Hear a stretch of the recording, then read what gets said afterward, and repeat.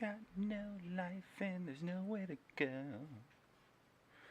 Then tune in to the Animation Truman Show. You'll be glad you did. Good morning, friends. Today is a completely non-glamorous, quintessential Animation Truman Show, in that this is just the grunt work of creating a cartoon. Nothing fancy, nothing schmancy. Although there is one little thing this morning I will sheepishly admit, which is that I actually got Krita 4.7. I can't remember the version, but I got the old version of Krita back going on my machine. To which I hear a collective gasp. What? Well, I tell you the truth. If I'm doing a lot of frame-by-frame animation, which I am, I actually need to turn on the red pencil here to get the groove of my line, and then turn it to black. I'm doing that with the X key. X key just toggles you between foreground and background color. And for some situations, I find it's a fun and pretty nice way to work, where you sort of get in the groove with your lines, and then whoop, hit the old X key and switcheroony. So this is an interesting shot. In fact, it's a shot that couldn't really be done in Krita 4 because it uses transform masks extensively. Animated transform masks. Krita 4 has transform masks, but you can't animate them. Back in the days before Krita 5, there was a season of time where the workflow really became pretty stable for a while, a couple months maybe. And the basic gist was that the very few things that you couldn't do in, and by the way, I need to finish these lines out because these are going to be colored. But the basic idea was that if you can't do it in Krita 4, then just cut and paste the art into Tahoma, do what you've got to do, and then maybe under some circumstances bring an animated sequence back into Krita. And basically that worked pretty well. But being the discontented idiot that I am, always trying to improve things, the idea of having the ability to do keyframe animation in Krita it's a seductive proposition. And by the way, I'm going to check my channel real quick. According to YouTube, I am live, and normally nobody shows up for a bit. Yep, everything looks like it's working fine, so I'm not shocked if we don't see too much activity here for a bit. But okay, so yeah, we need to actually get these ornery looking eyelids. Isn't that sad that we sort of mentally and emotionally relate big baggy eyelids and certain kinds of shapes with evil, which makes absolutely no sense at all, but it is what we do. So anyway, let's see here. She needs to have kind of a bridge of her nose kind of thing going on. So N key. She's looking pretty good. So yeah, the gist of this is an interesting shot, because if we turn on the background, which of course is right now, made fairly transparent, but if I turn all the transform masks on, I probably should save my work. It's always a good idea. Always a good idea to save your work frequently. By the way, you'll notice the webcam changed locations. That's because I raised the desk up to the standing position, and well, what can I say? The webcam fell off the top of the other screen. So this is the shot. So those who are obsessing over walk cycles, I shudder to tell you that the most economical walk cycle is to just take a character and animate them bouncing up and down, and then either pan or zoom the background. So It's quick and it's effective. So that's what I did. So what is this? Okay, this is just the, we'll call this captions. That was just a reminder in the original storyboard picture, just to remind me of what the dialogue is. So anyway, turn the transform masks back off, and it's frankly, this whole shot is 3 drawings. 1 drawing of Carliana and then 2 drawings of Vespigi. Crazy, huh? How little it takes. And this, by the way, is just a duplicate of this, and I would say that probably, if you look at the snap here, from there to there, probably a 1-frame tween. I'll try it both ways. I'll try doing a tween here. So actually, I'll just go ahead and demonstrate it. What I would do is take a really large liquify brush, put it right on the bridge of his nose and go like that. And then, so you're just getting a transition into this. Okay, so actually, good point here that just came up. Why, looking back at Krita 4, right here, what you just saw was a big one. In Krita 5, the memory management basically is still kind of immature. And so you'll make a change like I did right here. And in Krita 4, I would immediately be able to scrub the timeline and I would see the animation. In Krita 5, it's often the case that you make a drawing and you make a change, whatever, and the 1 frame that's the critical one you want to see is the one that is actually still not cached into memory. And so you scrub and you don't actually see the changes on the frame that you're working with. There is a fix. The fix is you just hit play and you just play it once, and then that solves it. But there's a lot of little things like that that make me go, well, you know, maybe it just seems like I was a little bit more productive in some ways back when I was using Krita 4. So I'm going to play with that, you know. The Krita 4, I want this tween, by the way, to be a little smaller. Yeah, see, that looks pretty smooth. And so now here we could actually try it the opposite way, and you can see the situation. Right now what I want to do is actually just duplicate this. So Control. So this is another thing that's better in Krita 4 is just navigating keyframes, grabbing things, dragging them around, moving them, shifting them. There are capabilities in Krita 5 that Krita 4 does not have. And so there is a trade-off, of course. But, so what I'm going to do here is the opposite. So I actually just have both versions of the tween. I've got the out, and then I've got the back. And probably they're both going to look pretty good. So, I mean, there you go. 1-frame tweens, and you've got very nice 8-frame per second animation that really looks pretty stupidly smooth. In fact, if you kick this up to 12 frames a second, you'd see that it's actually super smooth. I mean, look at that. All with 2 drawings and a couple liquefies. So there you go, people. That's what I'm talking about. Okay, save my work. So now there's one thing missing, which is, looks to me like Vespigi's got a little bit of an eye missing. So I'm going to just go straight to ink and hope I can sort of nail this. I just need to put an indication in there like that, and then probably a little indication of the bagginess around his eyes. And so this tween should be deleted. Control-Shift-X. Hit the A key. And I'm going to wind up having to redo this tween anyway, once the color's on there. But at least it lets me see what I've got, make sure everything's going to, you know, sort of move the way I expected. I would actually like to make a little correction, but I'm going to do this frame by frame. Boom.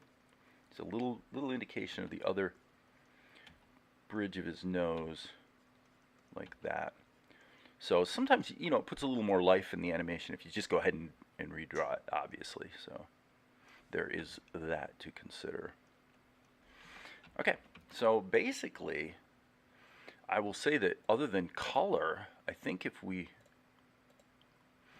I think this shot is done. We just need to add the color and shadows, and that'll take probably,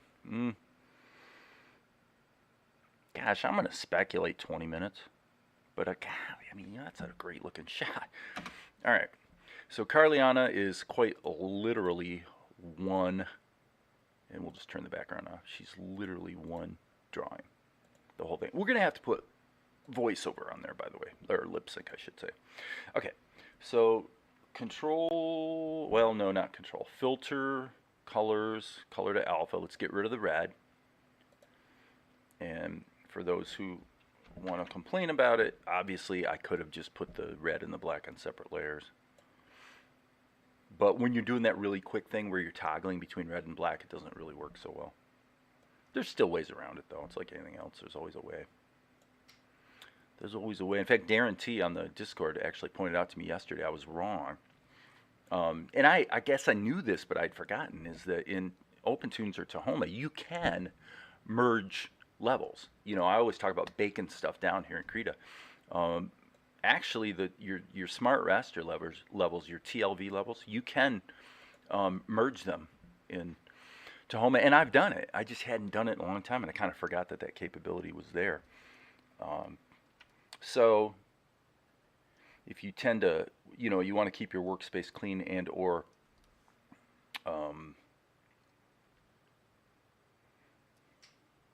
let's say make it less destructive by putting things on, you know, a bunch of separate layers, but then there's a point where you want to sort of bake it down and, you know, get things back under control again. I do that a lot in Krita. So, no, it's I said yesterday, it'll probably happen sometime the next day or two. I'll probably wind up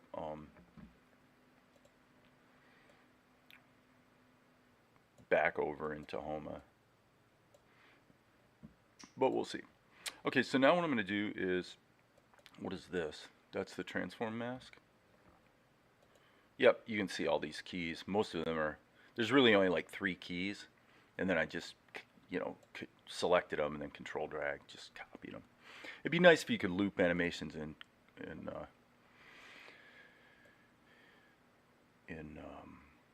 Krita, but so far you can't. You really can't in OpenTunes either.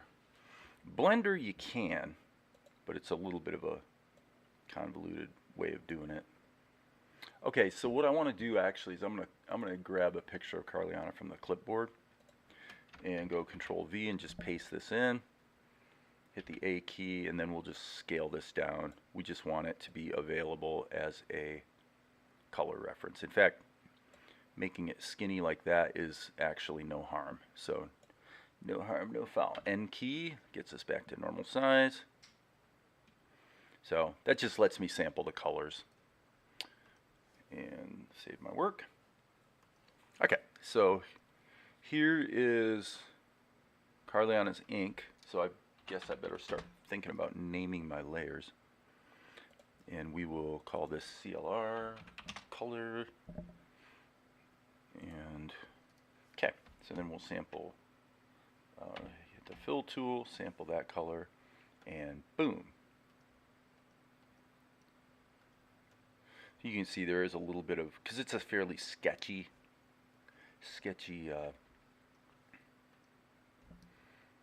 ink work, which I like. You know, it's all good. Okay, so that's the actual base color of our hoodie. That's the base color of her garment. And there's a glitch. We need to turn the Speaky off so we can get that fully filled in. Okay, so now I'm going to hit the G key and go into behind mode. It looks like I was already in behind mode and didn't know it. So that I can then go through here and just lasso all this, and any little tiny spots that are languishing will get filled in.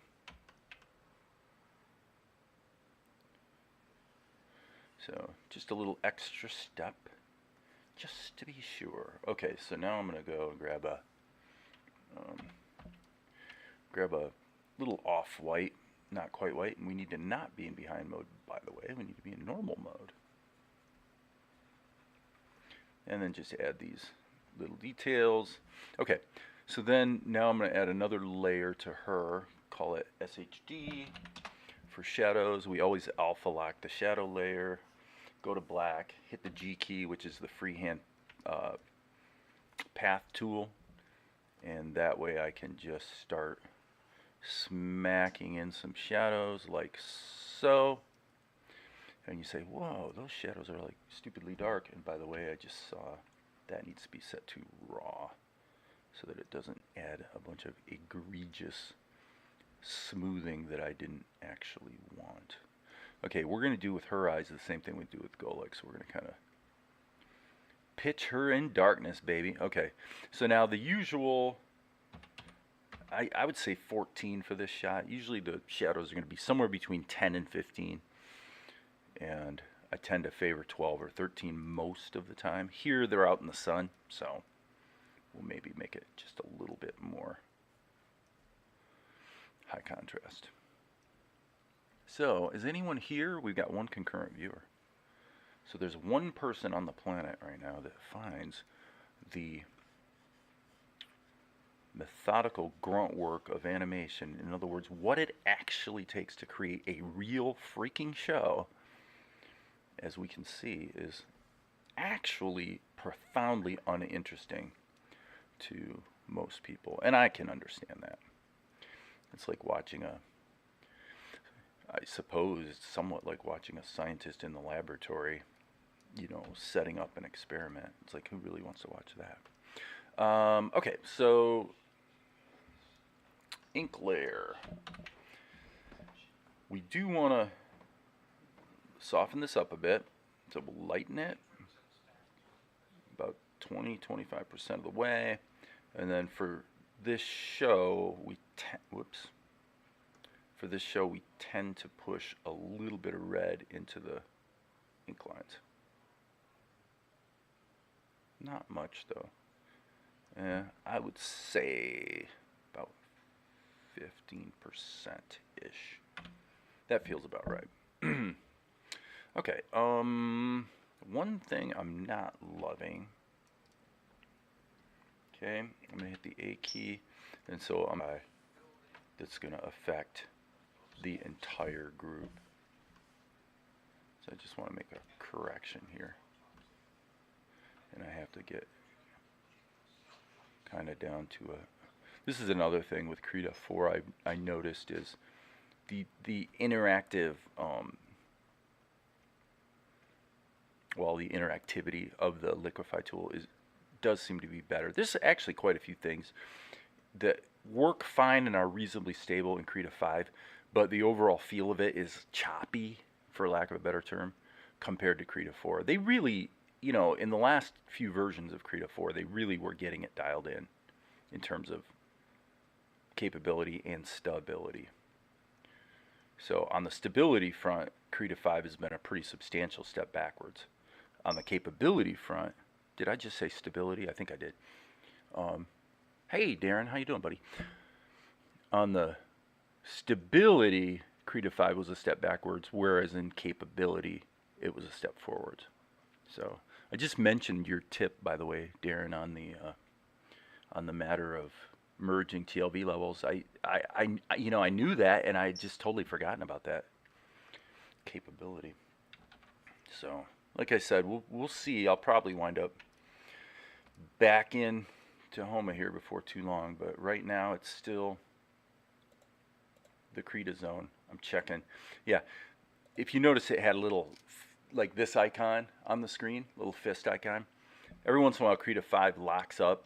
It doesn't lock up, but it has a fist icon, and then everything in the interface becomes unresponsive. And if you just click away to another program and then back to Krita, it comes back delay. So what I just did was I wanted to see if, well, what if I just minimize Krita and maximize it again? Does that work? And it appears to. So anyway, if we turn the transform mask back on, then this is what we get. Okay, so we can see a little bit of a problem because, and by the way, of course, our color reference should probably be in a different, shouldn't be in the group. But you can see that the, common problem that right here that you could solve by, in a number of ways, but the simplest solution is when I cut it into the show, just crop the shot a little bit. In fact, I probably will, because what I'll probably do is crop the shot a tiny bit, just a couple pixels, and then also go ahead and do a slow zoom in on it anyway, So let's jump over to the show actually and see if that's how that's looking. So I'm going to render this real quick. And boom. Let's jump over to Vegas. And we've got to change that shot, by the way, because Carliana looks too old and haggard and ornery. Okay, so here's the shot actually as it exists right now, and you can see the problem. So let's just fix that. So step one would be to crop it just a little bit like that.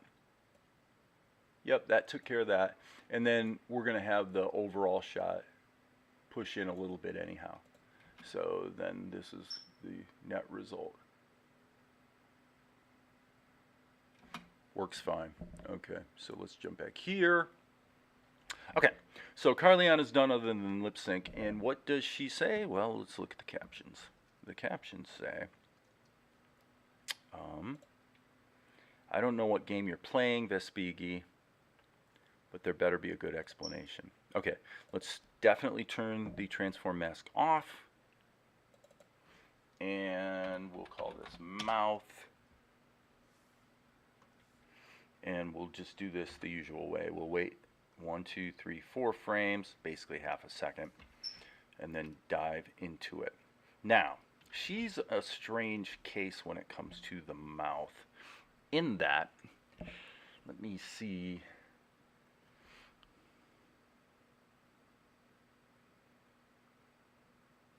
Because of the colors, because she tends to wear lipstick.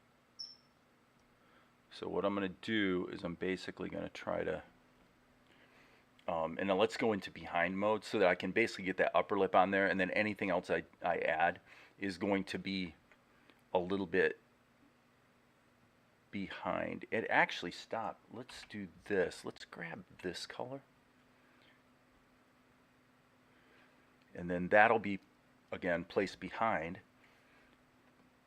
So we're working pretty microscopically here. So now I'm going to sample this color, and we want a slightly lighter color for the lower lip. So probably if we just do something like that, it's going to be pretty close.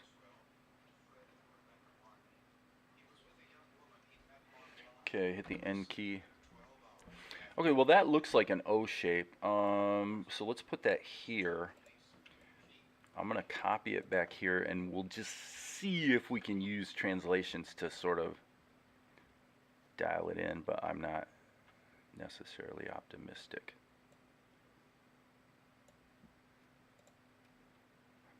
Yeah, that didn't work at all. I don't like that. Yuck. Kill that. Okay. So now, I would say, let's hit the B key. Let's do this. Let's do this the smart way. Painting it. So it'll take a little time. We're going to have to draw at least a few mouth shapes here.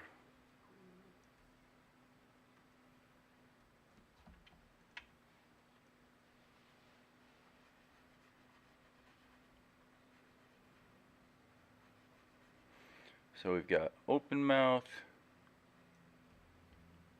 more open mouth, almost closed mouth, and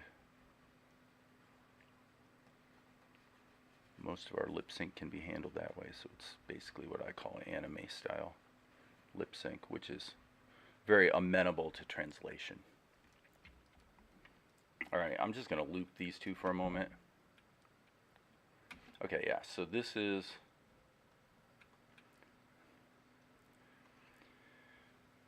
gonna be, actually, let's put this in here, and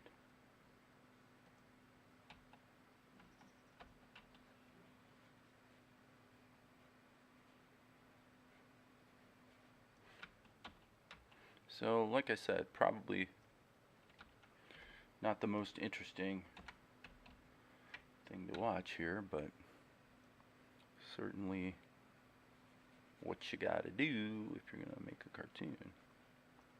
Okay, I guess I stole that color from her hair for the mouth, so that'll work. So she says, I don't know Okay,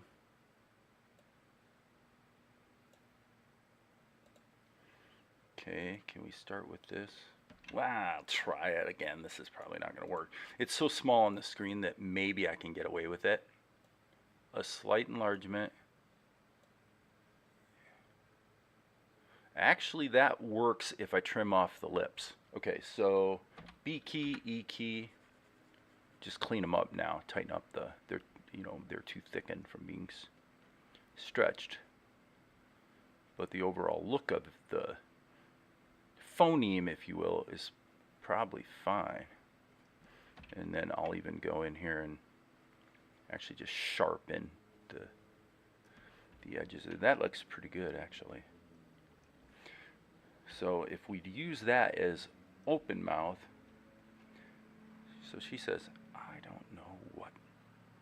Okay, so here we're going to go open mouth, close mouth, and then we're going to toggle between these two.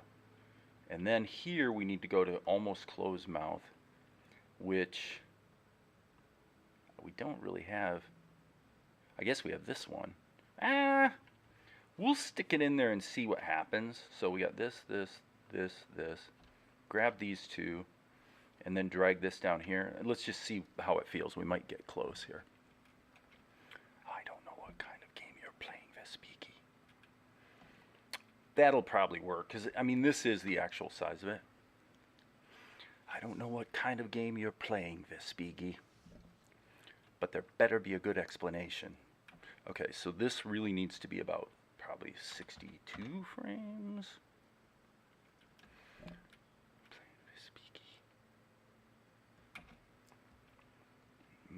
And we'll just randomly grab this based on what I think. See, like right here, when I hit shift, see what happens? In Krita 4, that would not happen. In Krita 4, you would grab the first one, hit shift, grab the second one, and it would select the whole group in between. But that's one of the bugginesses we have in Krita 5. So I'm going to save this. And now what I want to look at is if we pop Vespiki back up on the screen,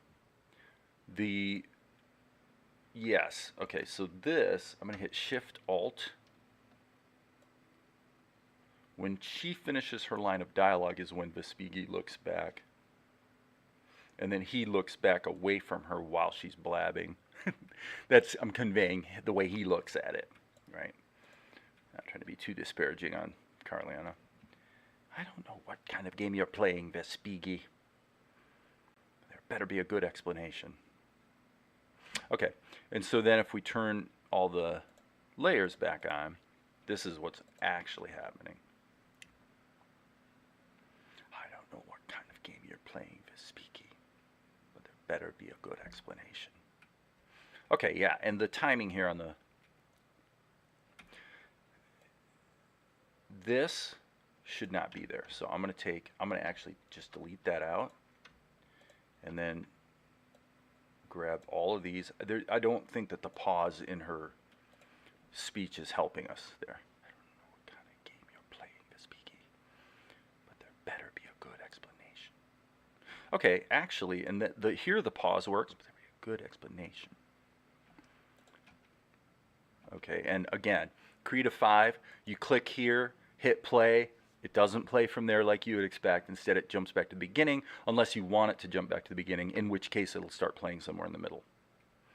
I mean, I know I'm being snarky, but it's kind of amazing how reliably it always does the opposite of what you intended. Now, what I have noticed, though, is just for those of you who are really trying to make your way around Krita 5, is it seems to be more reliable if you drag. So in other words, if you go to the header here of the timeline and drag to a certain place, stop.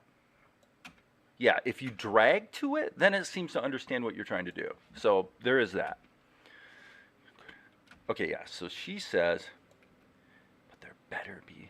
Okay, and I don't like the pause there, but there better. Okay, right there. This does not belong. So now I'm going to do the same thing again here and just drag these guys to the west. Drag to here. And of course, because there's a selection, Krita now wants to loop on this selection. So I have to click anywhere to basically undo the selection.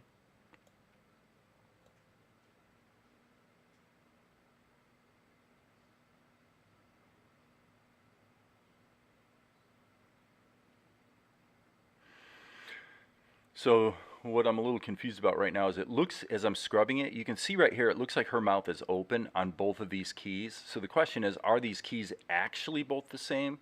Or is this just a caching error? Because as you can see, there's one frame that's not cached in memory right now. It looks to me like that they actually are the same. And there's the closed mouth, so these two should be reversed.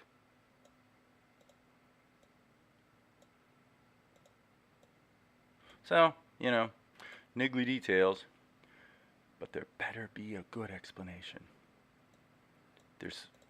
It all goes by pretty quick, so I'm trying to, there's one thing that I haven't mentioned here that's been in my brain that I'm wanting to fix, but they're better. Yeah. So, and I have to remember to drag back to here, it won't rewind. Better be. Yeah, right there. But there better be right there. Closed. Yeah.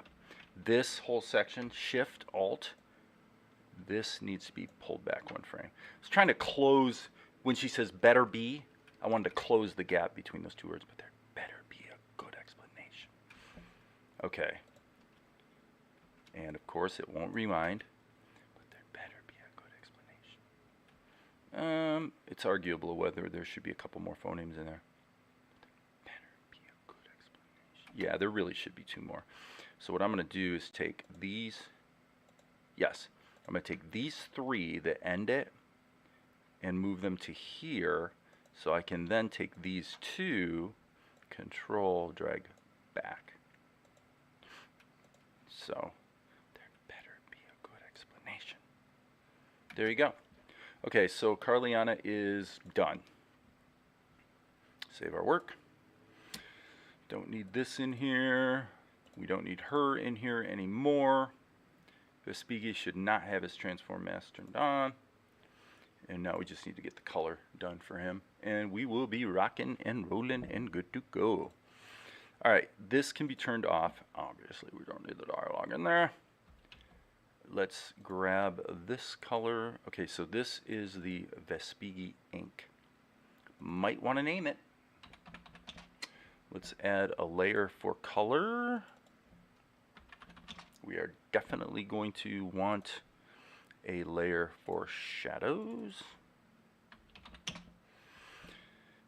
Bump that up. And probably the shadow layer is not going to have to be animated, but we'll see. So let's go with fill this here, and then to make it easier, actually, what I'll do is go Control. Now, let's put that up on the screen. So what we're going to do is we're going to take and we're going to add another keyframe here. And then remember, this one is simply a duplicate of this one. I could make a clone. If you guys want to know how to make a clone, here's how. So here's the color layer. You can see that right now it's just got the yellow in it. Okay, if we go clone keyframes, now that tells Krita, hey, the next thing I'm going to do is a clone. So then if I come over to here and I paste the keyframes, it's not going to paste a copy, it's going to paste a clone, which means when I go back to frame 1 and I go ahead and color Vespigi's beard, which, oh, stop everything, we have a leak. Where is the leak? There, it's probably that right there. But we'll scan the whole, yeah, I think we're good. I think that's the leak, yep. Okay, so now watch what happened. Ta-da, when I go to this frame, it's gonna reflect whatever I changed in the one is gonna reflect in the other, which is quite useful. So here's some purple. G key, let's go into behind mode so that we can just lasso that and fill that in with purple. And then we want to really do the same thing here on his skin because there's a lot of little tiny itsy bitsy holes. And then we'll go to a slightly off-white color. B key, just use the brush. Oops, we don't want to be in behind mode anymore, of course. Of course. As Vespucci would say, yes, of course you wouldn't want to be behind, but what do you think you're doing? Okay, and I'm just going to hand paint his eyebrows just because, gosh, there's nothing more fun than hand painting anyway, so let's just do it. Right. Now, you know, if you want more control over your colors, you don't have procedural palettes in Krita, meaning you can color something and then just change the color later. So if you want more control over your color, put each of your colors in a separate layer, and then you can just do a color correction with the curves tool to dial it in. So right there you can see the little fist icon, and when I scroll my mouse wheel, nothing happens. If I try to click buttons, I don't know. It looks like it will. Yeah, it looks like clicking buttons helps too. Okay, so that's good to know. All right, so let's go to the shadow layer. I'm going to go ahead and get a keyframe on here with the shadows. And, you know, truthfully, I'm going to duplicate this because we're going to need 2 shadow layers anyway. So let me hit the G key. The first shadow layer, I'll do this one. And this is going to be just a real broad, hello, G key. This is going to be a really broad, just shadow over everything that is not going to animate. And let's do a Gaussian blur on it. Let's say probably about 10-15 pixels. Looks good. And then we'll set this to like 13. All right, and then this is going to be our regular shadow layer, which might have 1 animation keyframe. So just give me half a second to smack these keys in here, or these shadows I should say. Boom, boom, boom, boom. Boom, boom, boom. All good. Little bit of a wing dinger there. And then we're going to set this likewise to like 13. Okay, so now let's go to here and just insert a keyframe. Actually, you know what? On this one, I don't know. Actually, I think I'm going to turn the shadows up a bit and hit the A key. I think I'm just going to liquefy this one into place. I have a feeling that that's going to probably work. The only reason to do that is just so I don't have to keep looking back at the first cell to see what the, you know, so I just don't forget something. So I'm not doing it this way because it's necessarily a better result. I think with shadows it's pretty much 6 of one, half a dozen of the other, you know. So basically it looks fine, and we'll just add a little something down here to just give it some sense of life and movement. Now this is going to be again, clone a keyframe, then come back here and paste. So that's a clone, and of course we want to jump this back to like 13. Okay, and so this, we're going to have to color this. Well, actually, we'll probably delete the ink. These 2 tweens, we'll delete them and redo them, and we'll do a little bit of a liquefy operation on the whole group so that they all just move together. So that means the only thing left to do is the color here on the middle frame. So let's sample his skin. Boom. We are in the color layer. Make sure you're in the correct layer or you will be crying like a baby when everything goes haywire. I'm actually going to not sweat that too much. I'm just going to hit the B key. Well, okay, strike that. If it's already filled, then drawing a line with the same color doesn't really do me any good, does it? So I'm going to go ahead and fix this now. I think that did the trick. Yep, that did the trick. Okay, so go back, grab his hair, fill it, go back, grab his crown, fill it, As you can see, if we jump forward, it's a clone, so everything cloned nicely. And I guess this little lockup thing with the fist icon, we'll take that as a signal to save our work. Boom. Okay, filled up. Wrong color. Sample the color, curse you. There you go. Okay, little bit of hand painting, and then we'll do a little bit of behind mode. So let's grab this color, B key, and again, we're just gonna smack that in manually. And we'll go back one frame, sample that little eye color. And hey, Max, I'm not using a color palette. No, nope. I'm not sure what made you ask that question. You're asking from the vantage point of, like, as if to say, what? What are you, nuts? I think is what you're saying. And you're like, yeah, what I've been doing the last couple days, what I've been doing is, in this case, usually just cutting and pasting a frame from the show, and then just sampling the colors that way. So effectively, that's my palette. It's just an eyedropper operation to grab the right color. So that's the usual practice. Although there've been a couple cases the last couple days also where what I've done is actually just loaded up a previous shot, and then just copy a layer in to the current shot and do it that way. So either way works. So we've got our shadows. Gosh, actually, it looks to me. Let me turn the shadows back off because I need to do that one operation to fill in the. Did I answer your question? I gather that was your.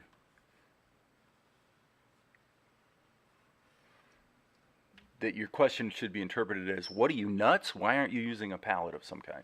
I think that's what you meant, which is a fair question, but you're correct that I'm not just eyeballing it. I'm definitely not just eyeballing it. It kind of looked like I was because I'm zoomed in and you couldn't see the color, couldn't see the color reference on the other part of the screen, but yeah, I'm being fairly careful about keeping the colors consistent. The only thing I've let slide is there is one shot in the recent sequence where the sky color is wrong, actually.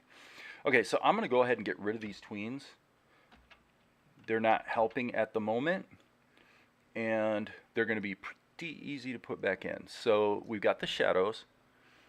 Let me see, is that it? I think that's it. I think I'm done. Yeah.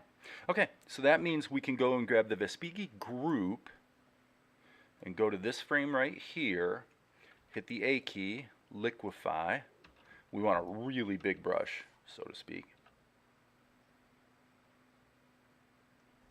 Okay, now you can see the problem that just got introduced.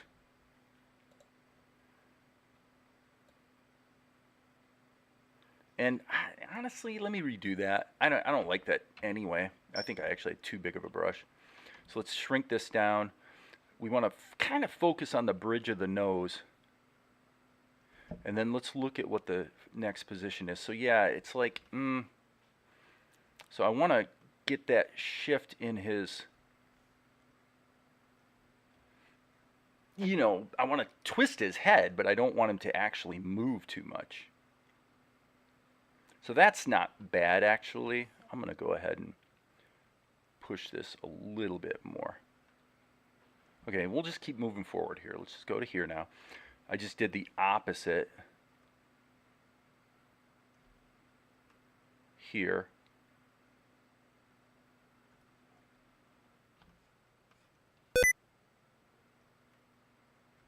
Okay, and then we'll just close this down. This stupidity down at the bottom. Okay, save that. Let me see what is going on here.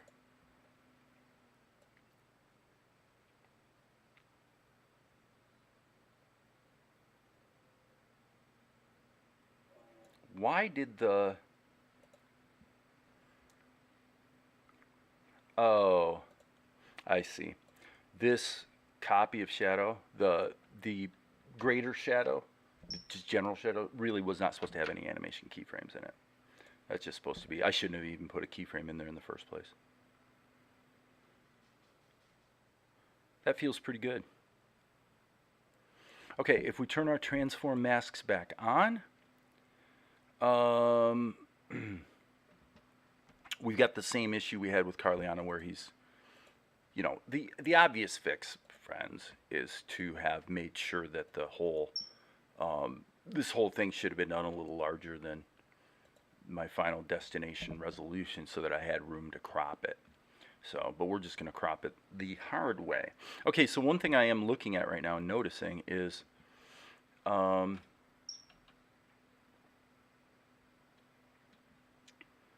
not sure I'm sold on. Okay, I was thinking Carliana's basic position. Maybe moving her a little bit to the left. Well, how would we do that? That would be a major pain. Okay, let me save my work. We can do it with a second transform mask, but we're kind of asking for trouble. So how would we do that? Well, I will not have any animation on it. That's for sure. So if I add a second transform mask here that's going to basically affect the whole thing. Oh boy, and we do not want liquefy. Then what we would be doing is actually shifting her over a little bit to just sort of balance the composition. I probably would say, as long as we're doing it, we might as well actually make her slightly larger. And that's it. Now we have a more balanced composition. And again, we saw this yesterday. And I posted something on Discord about it, is that if I try to either bake this down by flattening the layer or by merging the group, there's a reasonable likelihood that Krita will appear to go into a locked state where it just takes forever and never finishes. The solution is stupidly simple, which is just, if you really need to bake down a complicated transformation situation, like here we've got two different transform masks. So this is modifying everything, and then this one's got a bunch of animation keys. If you want to bake it down, the simplest solution is isolate her, render it out, and then use import animation frames and just bring them back in. It's like you're going to spend 2 minutes in exchange for, as I said in the Discord, half an hour of misery and frustration, you know, and dealing with crashes and all the rest. Because what you'll see here is, you know, my luck, Creed'll crash now, but as you can see, in terms of playing back in real time, it's not a problem. It just, and it renders fine. It's just that when you go to merge the group or flatten it, there's something about the way Krita processes it that tends to, you know, result in everything starting to go to pot. So, meaning locked conditions. So now what I'm going to do is, we've got this transform mask. I'm going to save my work just to be safe. Okay, and then what I'm going to do is I'm going to actually duplicate the transform mask and apply it to Vespigia as well. Okay, but we're going to modify it a little bit. I don't mind the slight scaling up, but we want to actually push him more to the right. So now we've got a more balanced composition, and we can render it, and it's probably going to look perfect actually. And there we go. The only thing I don't want to do is bake those layers down. It's just asking for trouble. And I think going forward, if I had something that complicated in terms of transformations, that's how I would do it. I would just render the thing out, like turn the background off, render the characters, and then re-import the animation frame, and now you're baked. Okay, so that worked. Are you going to start animating at 1080p instead of 720? No, I'm going to keep doing 720p. It's, you know, it's a little more performant. It's a little more amenable to the size of the screen I'm working on. It allows me, even on this screen, to see the entire frame at the actual broadcast size without necessarily having to go into full screen mode. And for those who are worried about the scaling aspect of it, you know, I've said it here before. I've written and directed 8 feature films, and every single one of them was produced and edited at 720p. And then at the end, when it was all done, tiny, tiny, tiny bit of unsharp masking on the whole movie, and then scale it back up to HD. And I will tell you, I have had movie distributors tell me, have an absolute cow that you can't do that. Oh my God, it's got to be full HD, yada, yada, yada.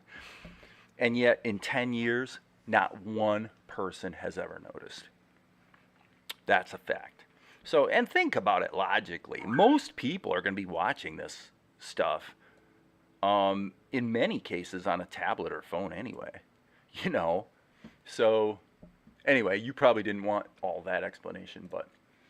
Okay, so last night, actually, this little shot of Golik I did last night after I signed off. So this was what we were working on. When I finished up yesterday, I fixed this shot so it showed the scroll instead of the bag. And then thank you, Darren, for pointing out the shadow issue on his eye. Then I did this shot last night, and now this is what we just did. So Carliana's complaining to Vespigi, and now we're going to be cutting to when you did those 720, yes, oh yeah, well, yeah, 1080p's been standard for way more than 10 years.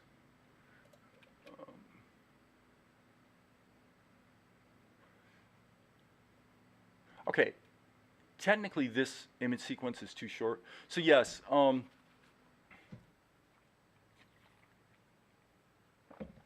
the reason I edited 720p was real simple. What it allowed me to do was, remember I had said a week ago that when my cinematography improved, the 3 things that made, and if you go look here on YouTube, look up the movie Clerical Errors, you'll see it all over the place. You'll see what I'm talking about all over the place in that movie, is that the 3 things that really improved my cinematography a lot were, number 1, lock the camera. Don't always be trying to do this handheld where, oh, it's going to be so dramatic, right? Okay, number 2, start respecting the rule of thirds. Make sure, like in this case with this shot, you can see it, that the characters, like his eye is really right on the rule of thirds. Her head is, she's not exactly there, but she's pretty close. So this looks like a balanced composition. Respect the rule of thirds. Lock the camera. Don't try to be so fancy schmancy with all the camera movement. Just lights. The lights, the lights I use cost $30. And with a $3 aftermarket battery will last for 8 hours, and they're dimmable LED panels. They're like a 100 LED panel. And the thing is, for me, I was like, well, logically, if I can dim it, then I've got total control over lighting. And with 2 to 3 of these LED panels, I could create any kind of cinematic lighting situation, especially if I turned all the lights off. So that movie I mentioned, Clerical Errors, there's a bunch of scenes in that movie that take place in an office, okay? Well, when we shot that, what I actually did was I turned off all the lights so that we were starting with darkness as our starting point. And that way, these LED lights, you could turn on a fairly low light, and it's all relative to your eyes. And so going from darkness, it would really lighten the room right up. But now you could literally sculpt any kind of look you wanted with these cheapo little lights. And so there's a lot of those scenes in that movie that were lit completely with like 3 or 4 $30 LED panels. And it looks really, really Golden Age Hollywood, because in Golden Age Hollywood, they would have these really, really, really high powered lights mounted into a ceiling because they were using film, and you couldn't get a good exposure if you didn't have tons of light. So then you get this really contrasty, really theatrical sort of look going on. And you get the same thing digitally with cheap LED panels. Just start with darkness, and then sculpt the look of the shot. Frankly, the things I'm talking about, I mean, lately I've actually been thinking a little bit about, geez, I really should make another movie because I learned so much making films that, once I really finally got my craft like dialed in, I sort of quit and started, so well, now I'm going to go try to conquer the whole cartoon thing, so, but I'm getting a little bit of the itch again, to be honest. I'm not quite sure what it would be, but I've got some ideas. Okay, so back to work. So I mean, if you're gonna go make a movie, though, I do say, look, if you can, I mean, the cameras are stupidly cheap nowadays. So if you can get a 4K camera, do it. Do 4K, because then you got incredible crop range. So I guess I never finished my sentence. The reason I added 720p was just so I could do stuff like this. I'd shoot it in full HD, but then I'd edit in 720p, and I'd have about a 30% crop range. Did you go to film school, or did you learn everything on your own? Everything on my own. I did read like Road Racers and Rebel Without a Crew by Robert Rodriguez, and I kind of was familiar with the story behind El Mariachi, and back around 92, 94, in that period when him and Tarantino sort of came around. So, but yeah, it was a lot of, I was a little arrogant, frankly, and so I probably had more trial and error than I should have. Let me look at what the next shot's going to be. Okay, so this is 623. I'm going to go ahead and cut that to the clipboard. Let's go back here. Let's just get to work here. I'll try to keep working while I blab, so I'm not wasting everybody's time. So let's go here, new file. We'll create that. Hit Control V. And then this is going to be shot number 623. So let's just save this file, save as, -623, ping. And then what Krita should do is ask me if I want to also save it as a Krita file. And the reason it did that is because there's 2 layers here. A ping can't have 2 layers, so therefore Krita's like, hey, what do you want to do? Which is quite nice. Okay, so now let's go filter. Let's do colors, color to alpha. I wish I had a hotkey for that. I wonder if you can do that. Let's find out right now. Configure Krita, keyboard shortcuts, and let's just put in alpha. Color to alpha. Ooh, yes. Control Shift A. Uh-oh.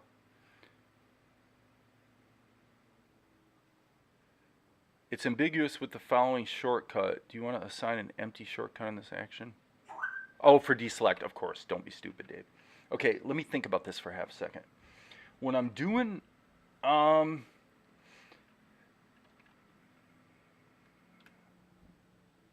what if I did Alt-M? Yep, Alt-M will work. Okay, because Control-M is curved, so let's do Alt-M for, yeah, because I use this all the time. I mean, like all the time. And now I can hit Control-M and crank up the contrast on it. Yeah, that's cool. So Alt-M for color to alpha and Control-M for curves is a killer combination. Okay, so now you can see that this shot has a lot of, yes. Okay, so let's think about this for a minute. It's time to think. Max says that's what I'm trying to figure out, trying to get better at storyboarding, things like rule of thirds, flow of story, cinematography. Yeah, I will tell you that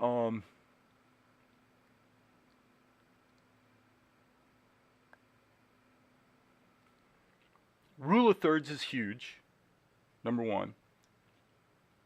Really huge. Like, I've got a template in my camera when I'm shooting with my camera that gives a CinemaScope overlay, so I see widescreen even though the camera's shooting full screen, right? So the camera's shooting HD, but but there's a filter over it so that I've got black bars at the top and the bottom in the camera.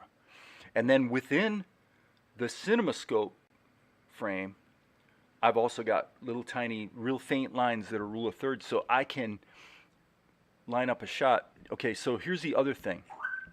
This speaks back to the HD versus broadcast HD thing. This shot we're looking at right now is a perfect example. Actually, I'm glad this came up, because this shot we're looking at right now that I storyboarded is a perfect example of everything I'm talking about. Let me show you what I'm talking about here. Number one, if we put a template for rule of thirds over this, let's just ballpark it here. It doesn't have to be perfect, and it doesn't have to be freaking golden ratio or anything like that. So when I look through my camera, by the way, just to be clear, this is what I see. It's not red, it's like gray and partially transparent, but basically this is what I see. I see a CinemaScope aspect ratio, but the rule of thirds is mapped to the HD, not to the CinemaScope. If it was mapped to CinemaScope, obviously it'd be scrunched a little narrower vertically. Okay, so but when I look through the camera, this is what I see. Okay, so now let's start there. So now what is wrong with this shot? When I shot my earlier films, I would often have shot something that looked just like this. Well, what's wrong with it? Number one, there's something about having people's heads chopped off that as a creator, I don't know why, but somehow emotionally we think that's dramatic. It's like the camera's in real tight, and you know, it's like so dramatic. No, it's actually just bad composition. Okay? This composition is enormously bad. Not only should we be on the rule of thirds, but I can't emphasize the following tip enough. When in doubt, pull out wider. Shoot it wider than you think. If it's animation, doesn't matter. It's the same principle. So this shot, to be framed well, to be just like a great composition, should actually be shot something like this. That's a great composition. It could even be wider than that. But this is something, boy, you learn it the hard way. Once I started shooting films like this, not only did the editing was, you just had a more pleasing looking movie just because everything was framed compositionally better. Having the locked camera helps. Okay. But also, at the editing stage, I've got that 30% crop range where if I want to either do a slow push in or for whatever reason want to reframe it a little bit, I've got the range to do that if I've shot it a little wider than I expect. So I learned that about 3-4 movies ago, is when in doubt, pull out wider. In fact, the last couple of movies I've made were shot mostly, well, if you're thinking about a full frame camera, you'd probably say 24 millimeter. I was using a crop sensor about half the time, and so that would be like about a 17 to 18 millimeter lens. It's a really wide lens. If you look at, well, it's interesting. We're right now we're watching a show on Amazon Prime. What is it called? I think it's called Jamestown. It's about Jamestown, right? And I was commenting how it looks like real similar to Joss Whedon's Firefly. It's like, well, what makes it look like Joss Whedon's Firefly? Number one, even though it's a historical drama, it has a little bit of a comedic feel to it, even though there's almost nothing funny in the show, because they shot it, a lot of it, with like what looks like a, you know, around a 20 millimeter lens. Now, if it's full frame, it's probably 24 millimeters. If it's crop frame, it's probably 18. But you know, it's in that 20 millimeter range, so that everything's wide. And what that does for you is it means you can, for one thing, it's really easy to do Steadicam shots where you can pan the camera around and hand hold it. And even if you're a little bit shaky, it doesn't matter, because you can do digital stabilization that's very, very good. And because you shot it wide, you've got the crop range where the digital stabilization doesn't have to crop in so much that it wrecks your shot, right? But yeah, that show definitely has a very Firefly feel to it, both in the music and the camera, the cinematography choices that they've made. Okay, so wait, this is wrong. So I don't know, this may be way the heck more information than you want, but there's negative space. Absolutely, yeah, because the key thing here, Max, is this is the key thing. This spot right here, this is the rule of thirds. I guess we're in erase mode. These 4 spots right here are the hot spots. You don't have to make every shot comply with it, okay? But as a general rule, you don't want to lose sight of it either, right? You want to keep it in mind. So here, Golik's basically in this area of this one. His head is basically in the area of this one. You know, the center, being balanced in the center is fine, although you usually don't want the center of focus on a shot to be in the center, unless you're going for that slightly comedic or dramatic effect where you've literally got this straight on shot like this, you know. You know, we're looking into the eyes of the psychopath and everything's completely centered, right? That has a certain effect to it. So, you know, that has its place for sure. But yeah, so rule of thirds, wider than you think, lock the camera, unless there's a good reason not to. And those 3 tips alone will improve most people's cinematography.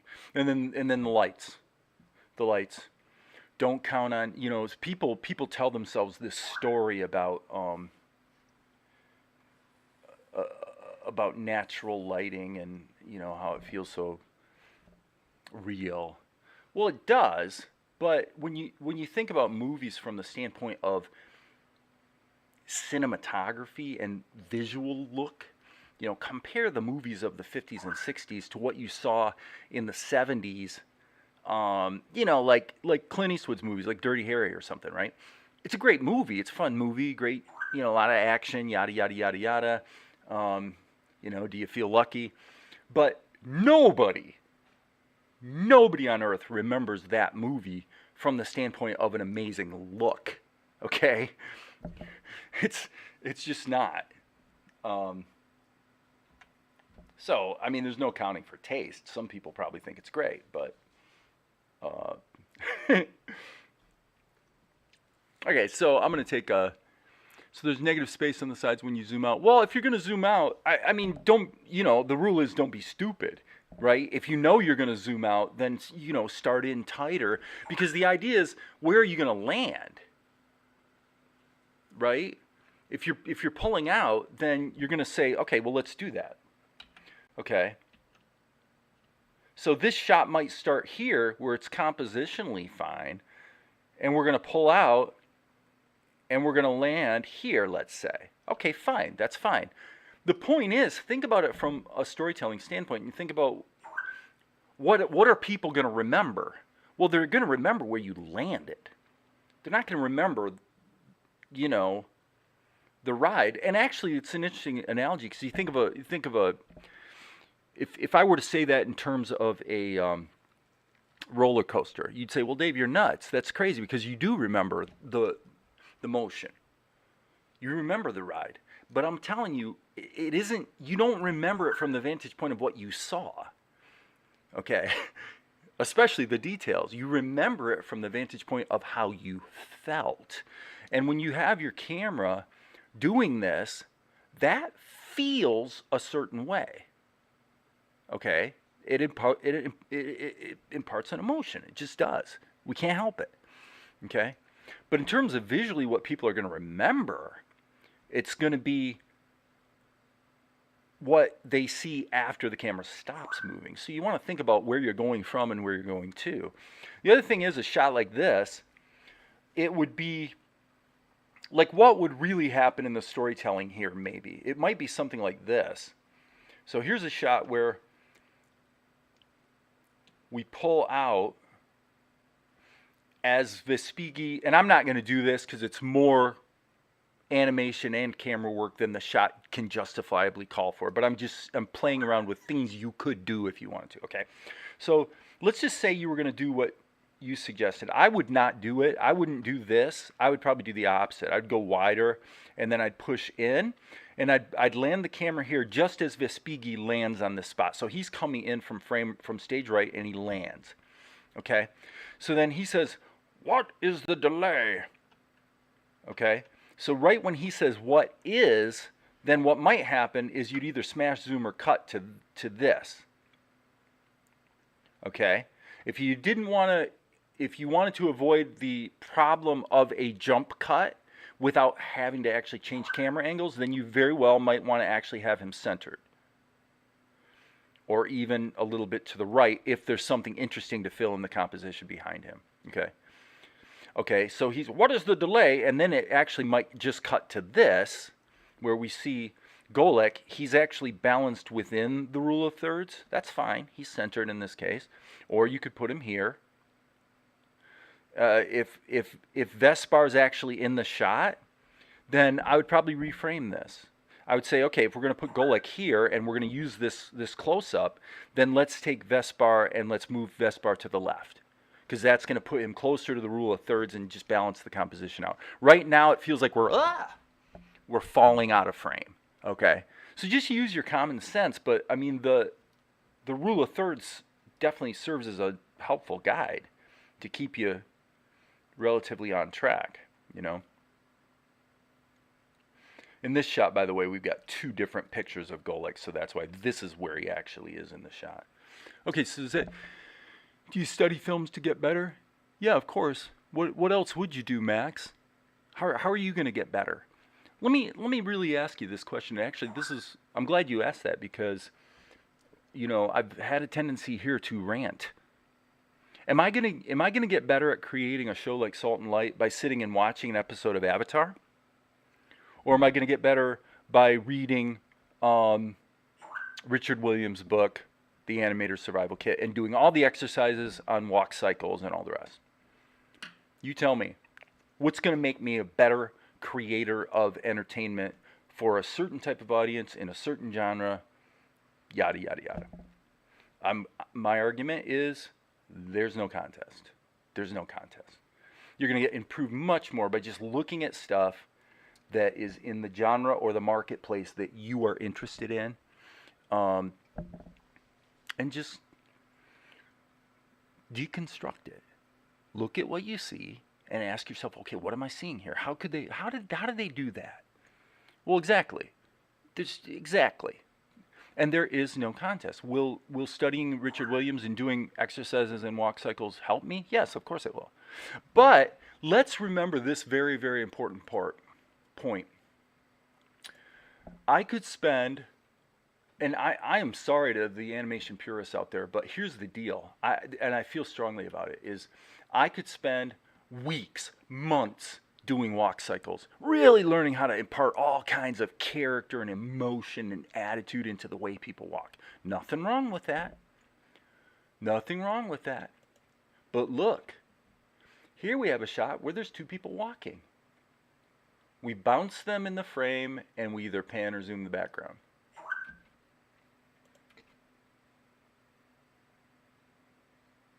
And,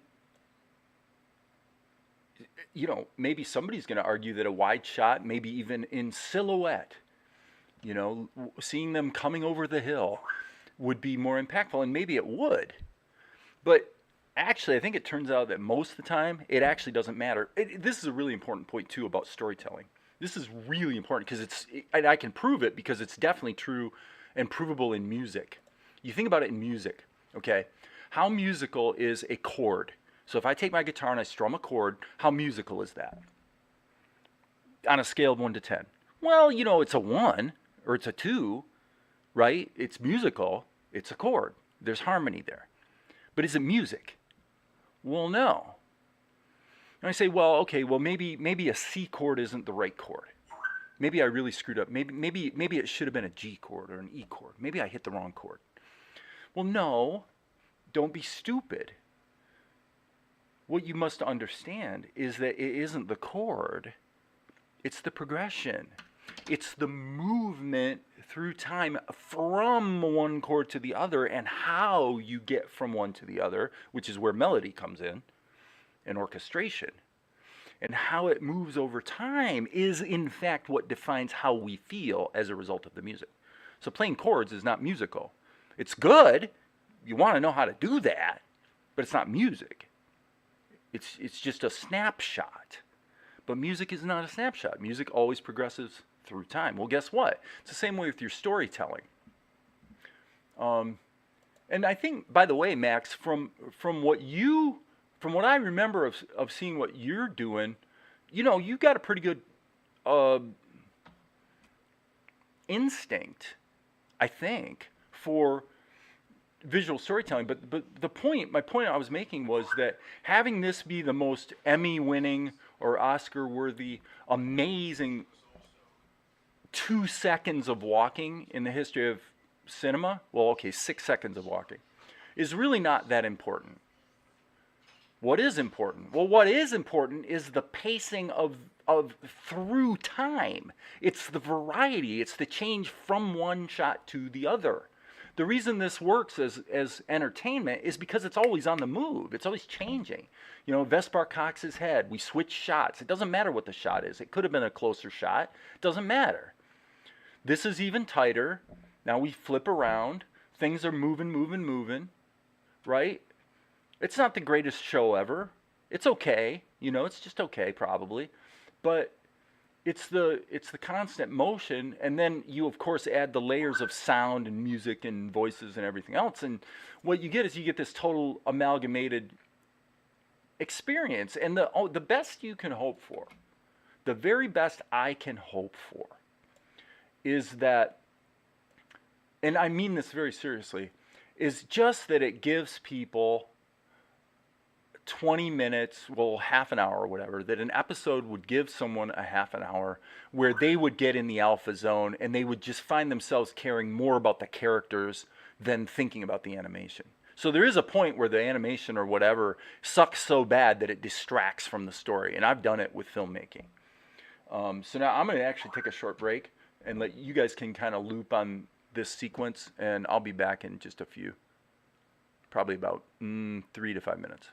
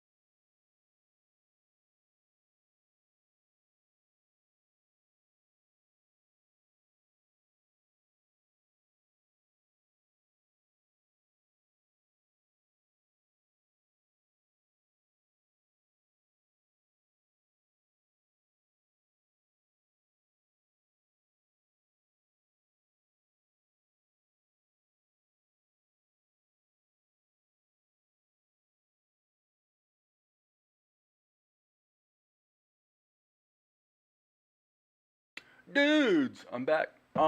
Max asks, but how do you deconstruct it? Do you watch it frame by frame and try to replicate it? Um, that's a very good exercise. In your case, I would suggest for you. Okay, so let's see if I can help Max today as best I can. You know, I'm no genius or anything, and obviously I'm not going to win any awards for the work I do. So with that as a caveat, of course I might win an award. I have won awards. But anyway, For you, what you have, do you remember, I assume you're still here. Okay, actually, step one, before I go any further, Max, are you still here? Let's try to get as real time here as we can get within 5 or 10 seconds so that I can ask questions and get brief answers and know that we're on the same page here. Otherwise, I'm just kind of talking to the wind. Okay. All right.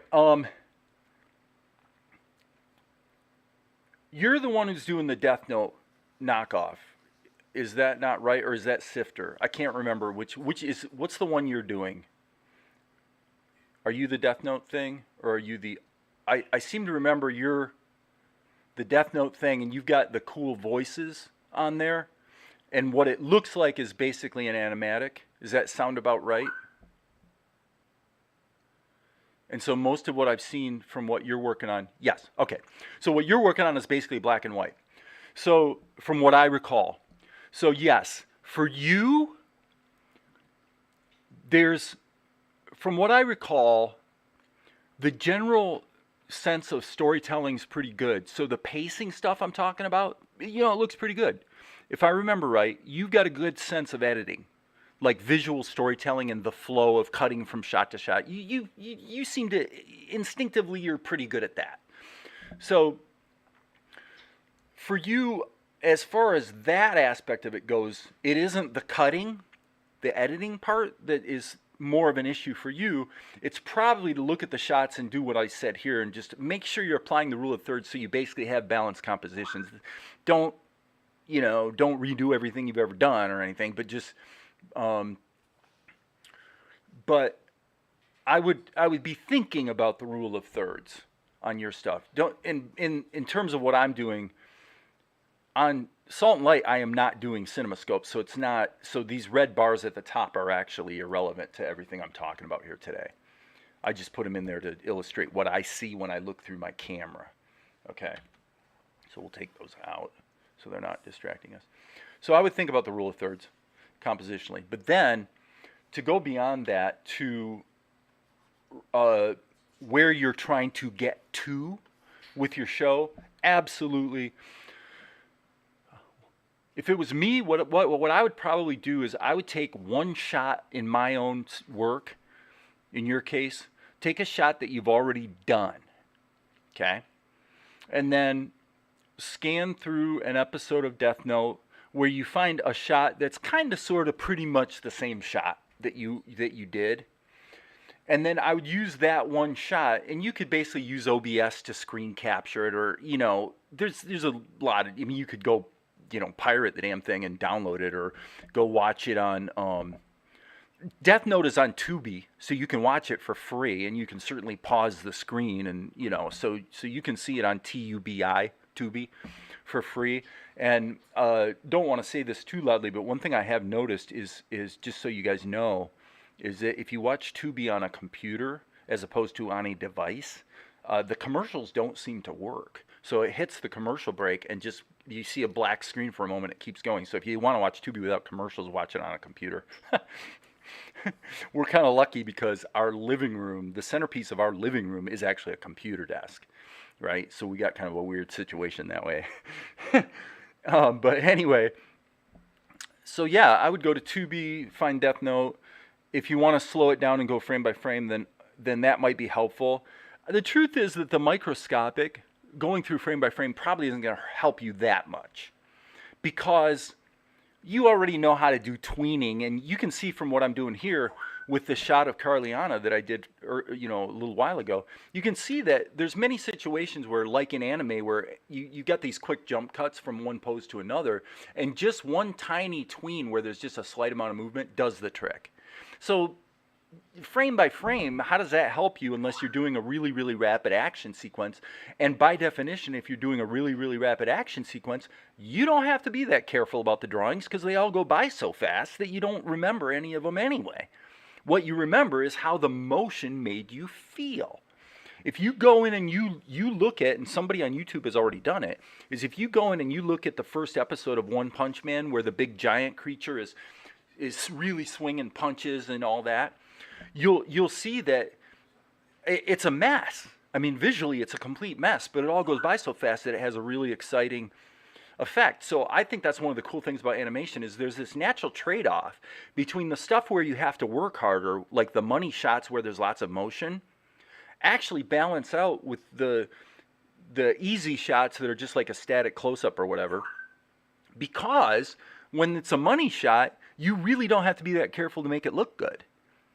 It's the shots where the action stops moving is where you have to be careful about making it look good. So all these things are, you're pretty much in good shape already in terms of what you're doing and how you're trying to do it. I'm sure your drawing could probably improve a little bit or whatever, but that's something, the more you do it, this is something I've certainly seen in my work in the last 60 days, is just by doing more and more and more of it, I can usually draw Golik, for example, and he's going to be on character.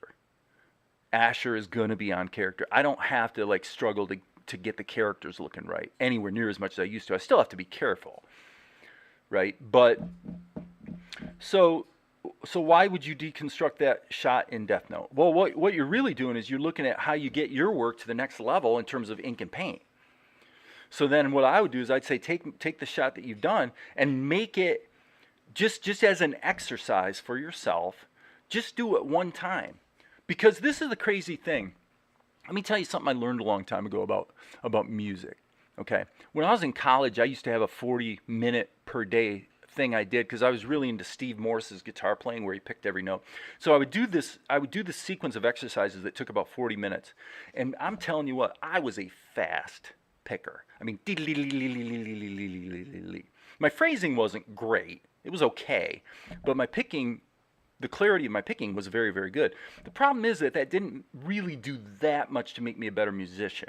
It made me a good picker, but it didn't make me a good musician.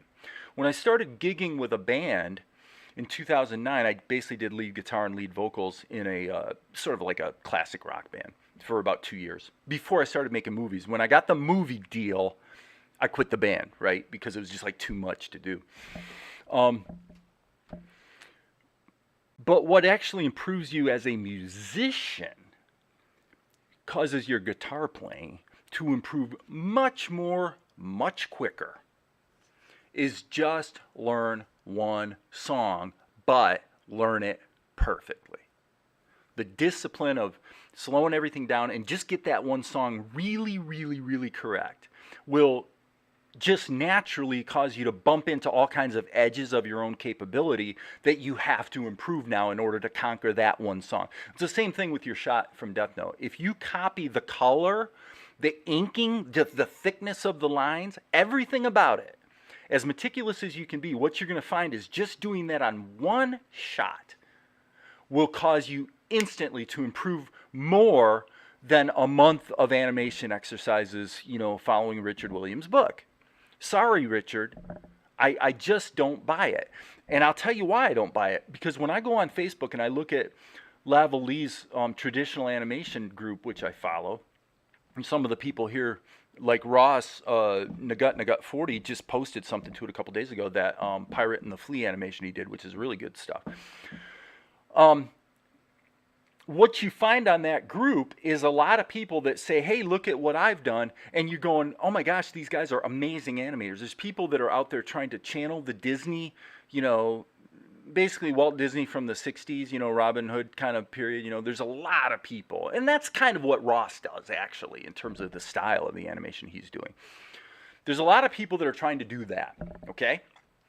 And they do it really, really well.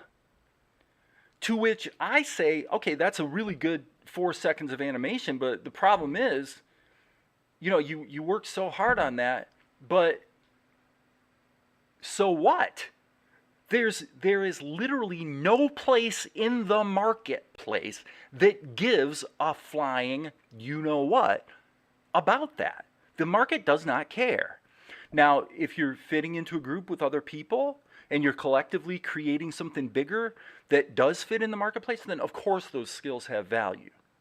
But for a guy like you that's kind of trying to do, I think, something similar to what I'm doing, where you're saying, I'm just one guy trying to tell a great story. That's what I'm trying to do. Just tell a story. The animation is secondary to the storytelling. What matters is the story. Okay? the most successful, in my observations from interviews with people, guys like Stephen J. Cannell, guys like Mike Post, guys like Robert Rodriguez, the people that are really creative and successful, and this is the biggie, happy, seem to enjoy their work, they don't struggle a lot, they tend to be the people who are creators. They're writers generally, actually. First and foremost, now in Mike Post's case, he's a writer of music, but basically it's the writing that drives these people. And the reason is because people who do that, number one, they do a lot of it. Because you never get an opportunity unless you just really do a ton of it, right? Because you're always sending your work out trying to find somebody who just, you're looking for that moment where somebody needed the skill that you happen to bring to the table, right?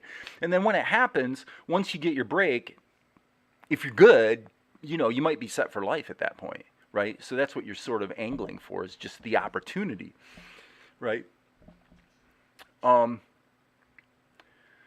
Okay, yeah. What I'm saying is all I'm saying is that the people that are doing the Disney style animation are getting really, really good at movement. And frankly, those people could probably make a really good living doing TV commercials or explainer videos and actually raising the bar for explainer videos. Nothing wrong with that. But it's short form content. In other words, those people aren't storytellers in the sense that they're trying to capture an emotional moment in that 7 seconds of animation. But the problem is that 7 seconds took them, 2 months to do. And it's a freaking pencil test. Again, there's nothing wrong with that, and you have to respect that effort. I do. But it's not storytelling. And I'm a pragmatist. So I'm going, okay, what if I spend 60 days learning how to do walk cycles, is that going to inform and improve my storytelling? Yes. How important is it though? If we go back to this example, how important is it that I have learned how to do amazing walk cycles versus being a pragmatist who says, well, actually, if I just bounce the characters on the screen and pan the background, it looks to me like they're walking. Which is what you see all over the place in anime, because it's an economic decision. It's not a purist, oh my God, we have to create the greatest animation in the world decision. It's a, oh my God, we've got to get the show out by the end of the week decision. It's a totally different mindset. People that are here on YouTube, guys like you who are independent creators that are trying to do, again, something kind of sort of along the lines of what I'm trying to do. I should think that your main driver is the driver of a storyteller, not the driver of an animation purist. So you want to, so in other words, to wrap this discussion up, the shortest path to what you're trying to do is to copy stuff that is essentially what you're trying to do. For you, that means copy one shot of Death Note, and then maybe 2, maybe 3. But basically, you could do an exercise where your overall quality level of what you're doing will improve way more, way faster by just trying to copy something that's really similar to what you want to do. If you literally copy it, especially the extreme would be to just trace it, then you don't learn anything, obviously. So you don't really want to do an exact copy, but you want to be asking yourself really good questions like, what exactly, how does the colors in this shot make me feel? Maybe in terms of how the overall color composition. Okay, well, why is that?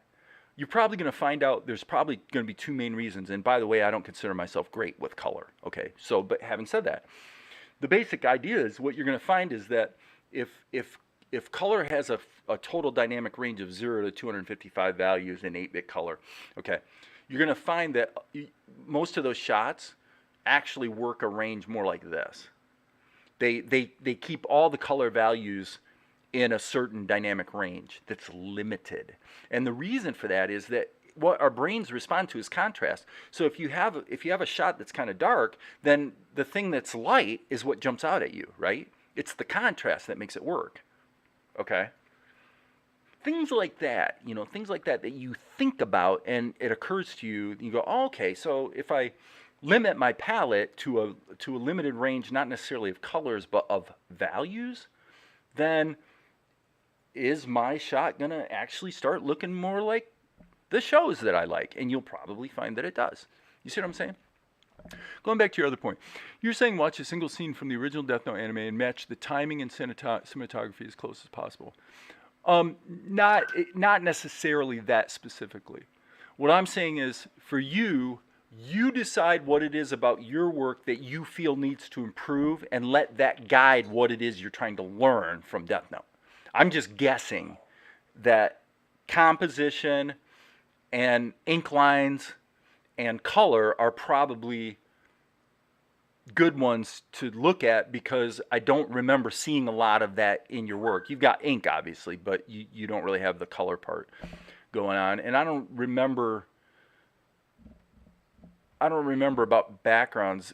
What I'm remembering is black and white characters. I'm not remembering backgrounds, and I'm remembering the motion being very much like an animatic. So tweening is something you might want to look at. It could be that your stuff looks like an animatic because you intend for it to, as opposed to, well, I just haven't sort of got my tweening game down yet. Maybe you do. I don't know, right? And you just haven't like posted anything like that. So,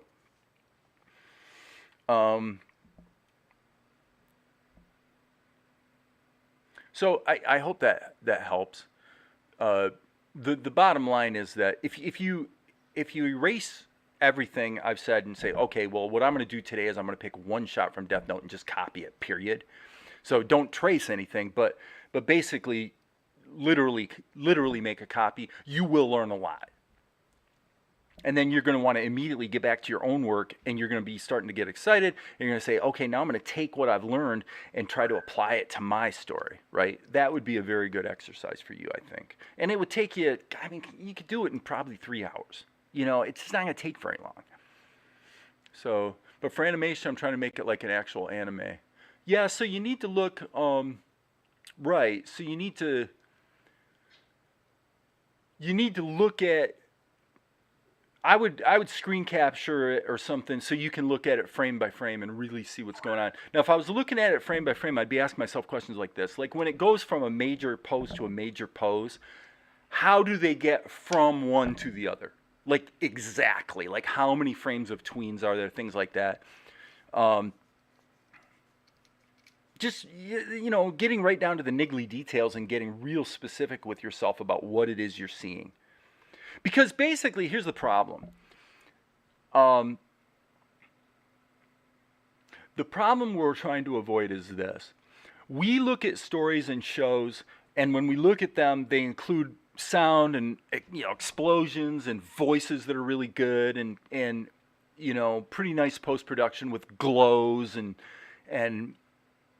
right. And what we do is we respond emotionally to the final result. So we're having an emotional reaction to the visual experience and the audio experience, but actually it's not very long before we're engaged with it, because we're not actually just responding to that. We're now responding to the characters themselves. So there's this whole human experience that really happens when we start getting into a story. So the danger is sometimes we suck at taking what we feel as an emotional reaction to a story and what we love about it. We really suck at taking that and translating it into specific microscopic steps that we take that we can reliably predict will result in, when we take our show and play it back, you know, at actual speed, that we're going to create that same type of emotional reaction. Okay? And so what we tend to do, I've mentioned this before, it's what I've seen with people who are trying to do like editing or motion graphics or stuff like that, is what people tend to do is they tend to make the same amateurish mistakes. Different people, for some reason, it's like composition, like the rule of thirds, okay? Good composition is not actually any more difficult than bad composition. Think about it.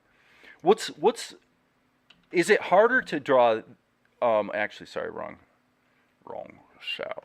Is it harder to draw this, or is it harder to draw this? Or is it harder to draw this? Obviously, it's a stupid question. They're the same. It's no harder to do it well than it is to do it poorly. This is where education can help you. What the education does for you, like simple principles like the rule of thirds, is they say, oh, well, just remember, you're going to draw it anyway. Why not draw it in a place that we just know from, either our training or our experience happens to look aesthetically pleasing to the average person who's going to watch it, right? So but the rules are pretty few and far between. There's not that many rules you have to follow. For some reason, this shot, which I made the mistake when I did the original storyboard shot. Because remember, this shot started out as something like this. Okay? I did the same thing on this very shot, where it's like I'm cutting the heads off at the top as if that's like dramatic or something. I don't remember what my thinking was when I did it, but it probably was something like that. And it's like, okay, that's kind of sad because it's really no harder to have drawn it this way, right? It wouldn't have been any harder, but yet this looks balanced and pleasing, and with the heads chopped off, doesn't. Well, if you watch Death Note, what you're going to find, I'll bet, is that generally they make compositional choices that are actually pretty easy on the eyes. And that when they make a compositional choice that breaks the rules, there's probably a good reason for it. Okay? So hopefully that helps. What you don't want to do, again, probably some of the best advice I could give here on my channel to you guys, to the kinds of people that come here, is this. Don't let your emotional response to the stuff you love. Okay, I want to add one thing. This is the emotional conundrum that we face as creative people. Let's just start here. As creative people, we are tender souls. Okay, we are sensitive people. We care. We want to do well, right? We're those kinds of people.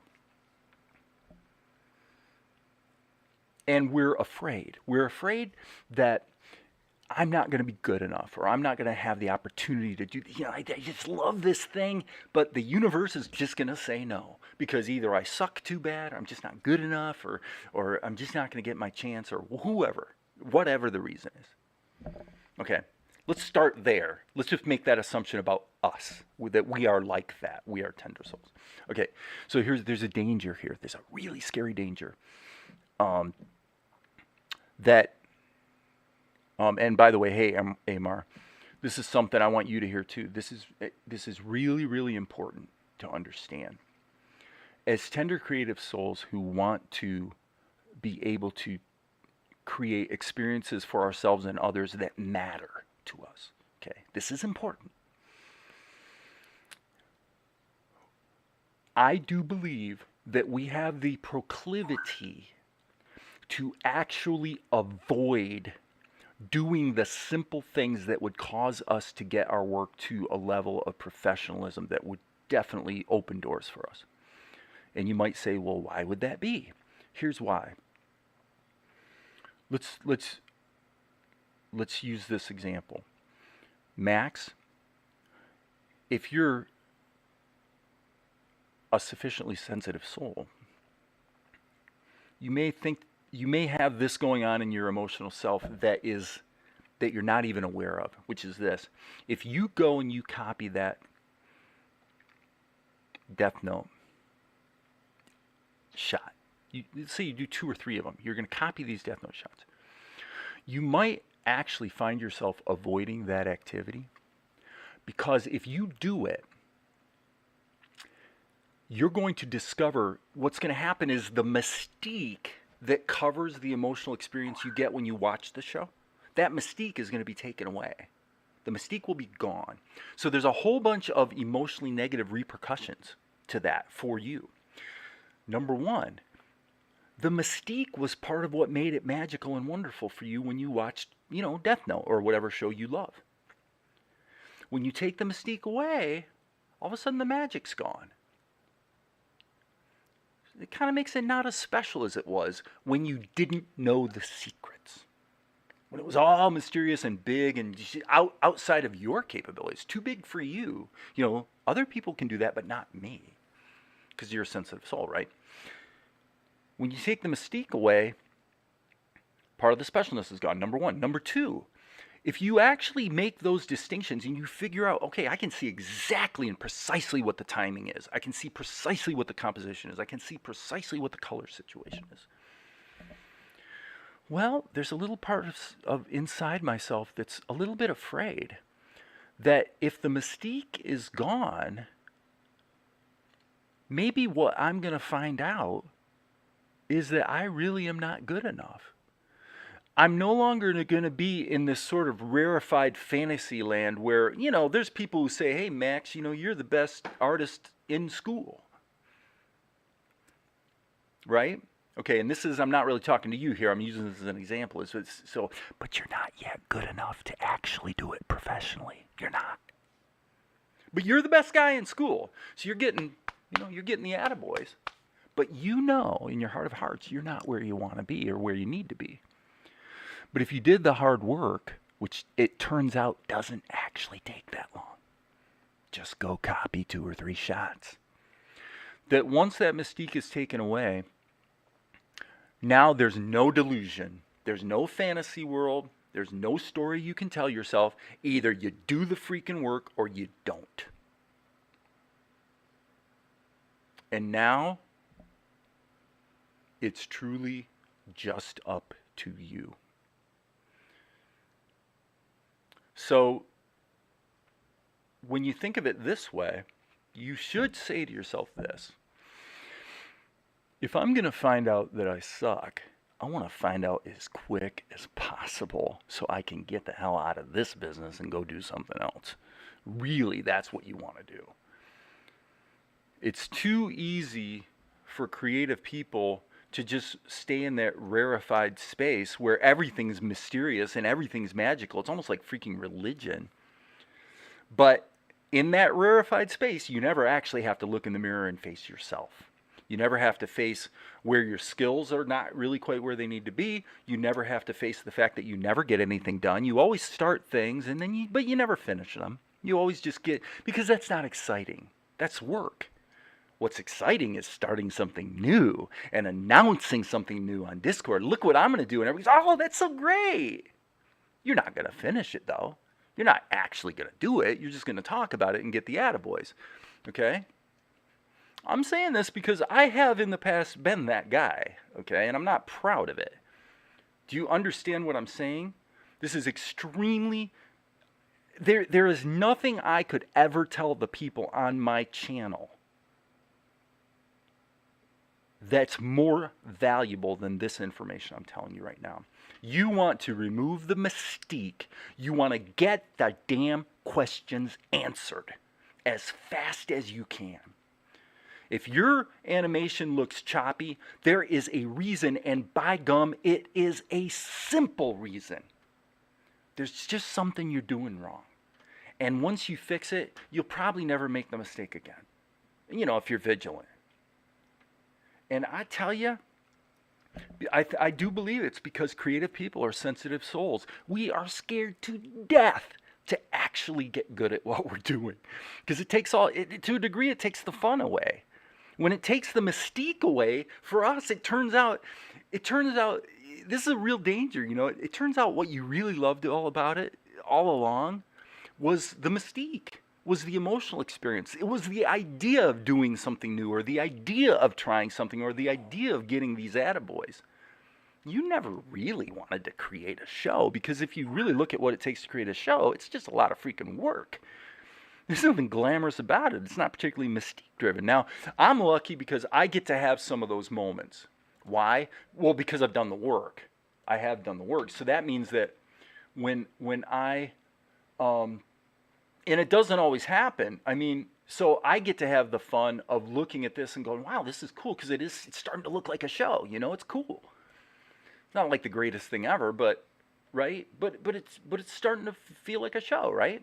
So I get to have that, but the only reason I get to have that is because I've done all the work. And you can bet your booties that I'm still looking at this, like right here. I'm looking at this shot right here. I'm going, oh my gosh, right at the beginning. Yeah, you know what? Something about Golik's not right, right? And now I'm looking at this shot, and I'm going, yeah, again, something about the back of Golik right there, just quite a, it's not quite right, not quite where it needs to be. Not sure what it is. Probably needs some shadow, a little more shadow action here, stuff like that. And it's like it can become a little discouraging because no matter how much I do this, there's always something I can improve. There's always something to improve. And that shouldn't discourage us. That should actually just, it's like life experience in general. It's like asking somebody, hey, you're 37 years old, or you're 62 years old, or you're 55 years old. Hey, by the way, when did you stop learning? When did you have it all figured out? And the answer is, you still haven't. You're still learning. There's always more to improve. Come on, right? So I don't know. This goes a little deeper than maybe what you want to mix, but I hope you understand that. I'm trying to help you forestall the delays that will keep you from getting to what you're trying to get to, right?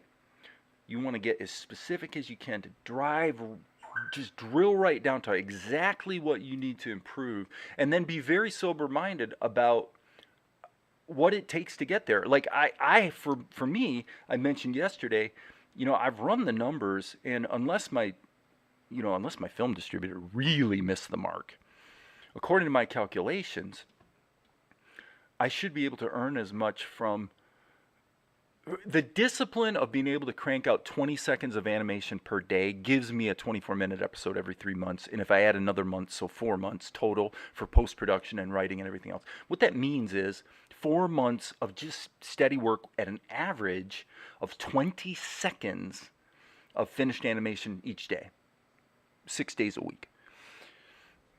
I run the numbers, and the numbers say that if I do that and the show earns only half as well as projected, then it turns out it makes more sense for me to spend my time creating a cartoon than going and finding commercial website customers, for example. It just does. The numbers don't lie. It could turn out that the show earns way worse. It could happen, man. It could really be a disappointment. But that's okay. I can live with that. I'm willing to take that risk. Well, that crunching those numbers was a sobering moment for me. You know why? Because it was like what I'm telling you to do, Max. I said to myself, okay, wait a minute. I'm sitting here. I'm really, really crunching. I'm getting specific about what the exact numbers are. How much. What does that mean I've earned per hour, for example, sitting here doing animation? And the truth of the matter is, it's pretty sad. It comes out to something like $12 an hour, I think, if I remember correctly. I can't remember, but it's something like that. It's not that great, You could survive. It's like working at Walmart. The advantage with intellectual property being, of course, that theoretically those revenues accrue the following year as well. So you build up a residual income. That's kind of a big thing about intellectual property. It's one of the most attractive things about intellectual property, actually, is the residual aspect. But getting specific about the numbers, about the dollar figures, did for me exactly what I'm talking to you about doing when you study Death Note. What do I mean by that? In other words, if those numbers are even close to correct, then I am being really irresponsible if I don't sit here and spend at least 6 hours a day trying to crank out 20 seconds start to finish. In other words, we're starting with a blank canvas, no pencil test, no nothing, just maybe a storyboard drawing. And every day, on average, I should be generating 20 seconds of finished animated show. And if I don't do that, then do I really believe the numbers? Because the numbers don't lie. So if I don't do the work now based on what the numbers are telling me, then it turns out I've just been playing a game all along. I'm just pretending. I'm just coming on YouTube so people can go, oh, Dave, that's really cool what you're doing. But I'm not really serious, am I? But once you take the mystique away, you get the questions answered. You say, well, you know what? This is pretty stark. It's like looking at a spreadsheet. These are what the numbers are. What are you going to do, dude? Are you going to sit there and animate and create intellectual property? Or are you going to say, well, no, I'm really scared. I don't believe that's going to happen. And not me. It can't work for me. And so I'm going to retreat to going and hopping on the phone and trying to find, commercial customers. Neither decision is the right one. They're both valid decisions. But I found it was enormously helpful to really sit down and look at, okay, what's it take to, how much can I produce in a day? What does that add up to in a week, in a month, 3 months? How much extra time do I need to write an episode, to score the episode, to do the voices, do the post-production? I had to get real specific. And when I did that, I said, well, geez, these numbers aren't amazing, but they're compelling. Well, how does that compare to what I would earn if I, just get on the phone and hammer sales all day? And for me, that led me to this question. I said, well, wait a minute. Either way, you're working all day. Either way, you're either hammering on the phone all day or you're hammering at the drawn cartoons. Well, what do you want to do? Would you rather hammer sales calls or would you rather hammer cartoons? Right?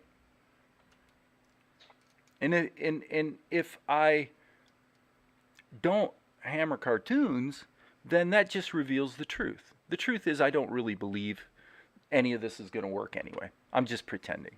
It's all just a game. And I'm like, no, not me. Nope. I'm all in at this point. I'm like, yep, I'm going to go all in. I'm going to go all in and give it probably till I'm 60 years old. Give it 5 years. And if the outcome is a little more, it may be a little better, it may be a little worse, but you know what? It'll probably turn out it's going to be pretty close to what I thought. But I'll guarantee you this, you don't do the work, there's no chance. Your chances drop from something to nothing. If you don't do the work, I'll give you 100% odds that you're never going to get that, that Amazon Prime original show deal, or you're never going to get that distribution deal, or you're never going to get those million subscribers or whatever it is that you're after. You don't do the work, you don't get the reward. If you do the work, you might get the reward. No guarantees, though. So, and isn't that elegant that the universe works that way? It says, yeah, why should you get the reward if you haven't taken the risk and done the work? I mean, are you actually that stupid and naive that you think that the world is going to say, oh, you know what, you intend to do X, Y, Z. So yeah, we'll I'll give you $50,000, to just keep you working for a few months so that you can do what you intend. You know what? I know people in the filmmaking space. Trust me. I know people in the filmmaking space who've literally spent years going around, doing meetings. They'll come to Fort Wayne, right? They'll come to Fort Wayne. They'll come to the local film group, and they'll get up there and they'll kind of talk to the group and say, yeah, we had this conversation with so-and-so, and we're in the process of finalizing a development deal with this guy and that guy and this guy and that. And they throw out all this jargon. And the young filmmakers who are naive and don't know anything, and they're impressed by this. Well, these people are people who haven't actually ever produced a film that's really better than a pile of dog shit, actually, basically. I mean, to tell you the truth. And I'll sit there and I'll hear these people, and I'll go, okay, so I'm looking at it from the perspective of I just kind of quietly in my own little corner of the world here, I just did the work. I just did the work. It took me 5 movies to come up with something that would grab. It took 5 movies. But I just chugged away, just kept doing it. And there are people who go years and years and years playing this game. Because the truth is this, it's very simple. Those people, number one, aren't serious about doing the work. They're just serious about the ego dividends that accrue from impressing people who are easy to impress. And they never produce anything. They're all talk.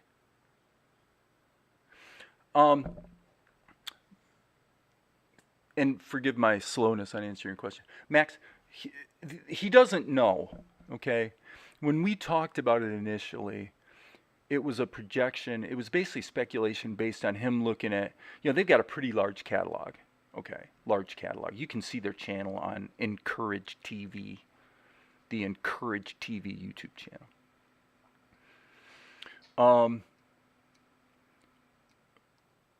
The projections were based on looking at what other animated properties were doing. So he's got access to the the earnings data for a fairly large number of shows, and plus he's got his ear to the ground in the industry and kind of knows what's going on outside of even their own catalog of properties, right?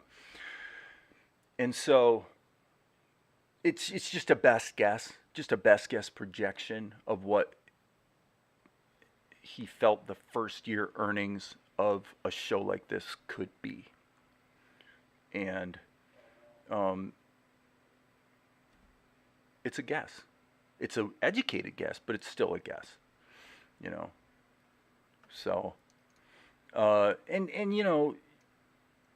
as I mentioned here before, I think the educated guess was based on programming that's aimed at like 5 to 8 year olds, and there's like a talking animal kind of thing.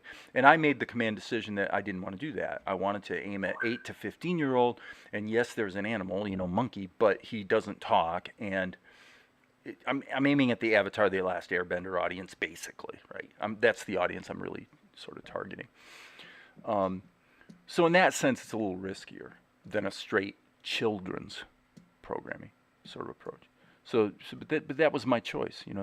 I said, this is what I want to do. I don't really want to do the little kid talking animal goofy thing that it just doesn't float my boat, So hopefully that all is very, very helpful. Man, I've been going for 2 hours. All right, let's pull back on the rule of thirds here and get serious about this shot a little bit.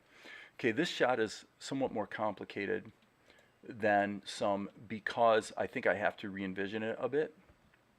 Let me go back to the show and come on, Vegas, wake up. All right, because the problem is we've got Carliana, we've got these guys walking, and in the original storyboard concept, much of what happens going forward in the show is actually taking place within the tent. So you've got Mel listening in on the backside of the tent, and you've got everybody talking inside the tent. I'm thinking about moving the action actually outside the tent, however. Okay, so if that were to happen, what we have here is, again, a fairly complicated shot.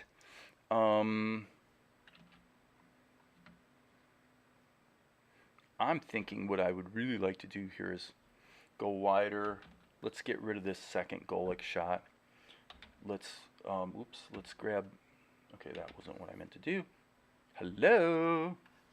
I'm in erase mode, but nothing's happening. Is there a selection? There we go. Okay, S key. He says, what's the delay? We don't really need that in here. What I do think I want to do is, okay, so what I'm seeing is I'm actually seeing Golic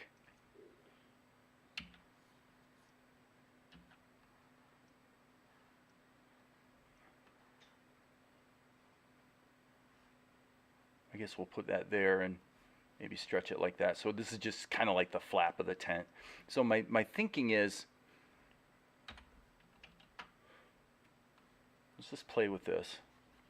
I really want to think about the composition here because this is, potentially this is a pretty complicated shot. Okay, but I want to think of it sensibly too in terms of, think like an anime producer.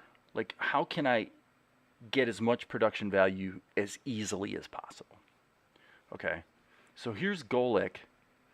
Golic would wheel around, for one thing. Number one. Number two, the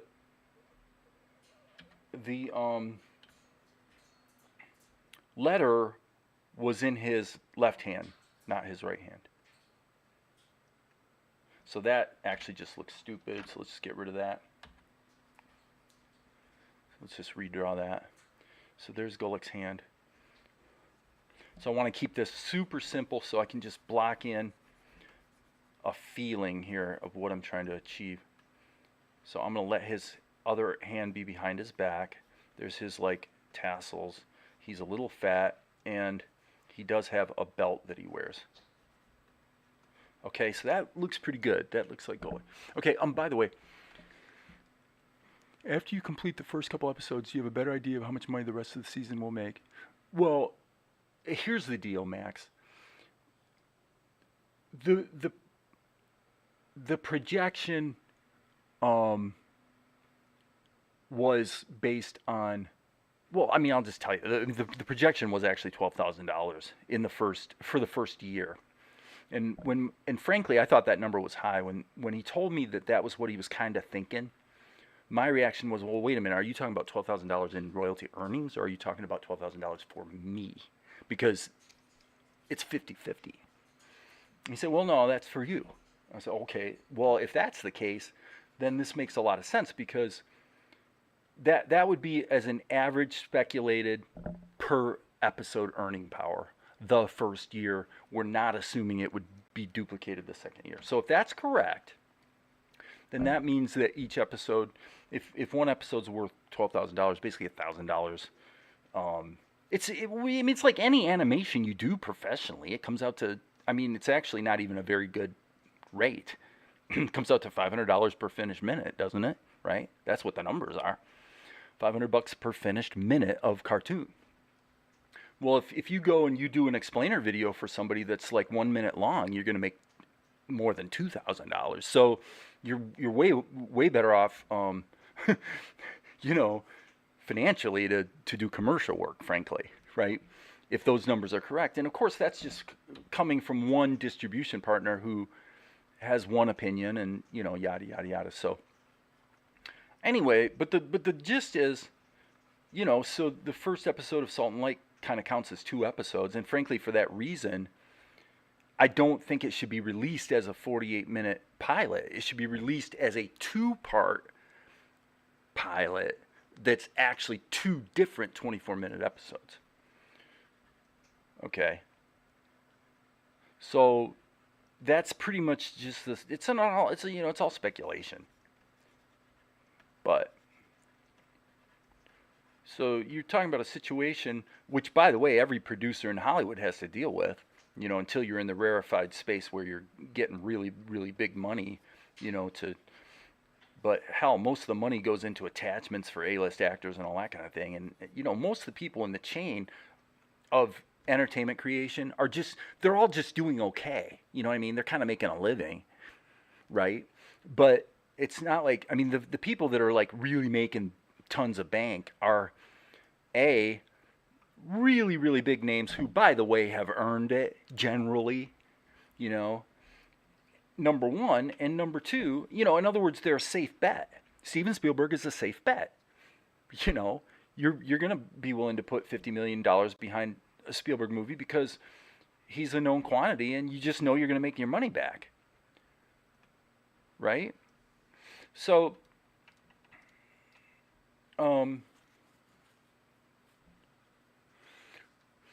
so the idea is, well, okay, I mean, let's do, 12 episodes. That's really about all there is to it.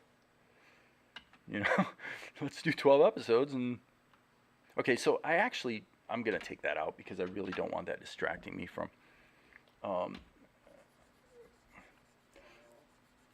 so what I actually want to do here is,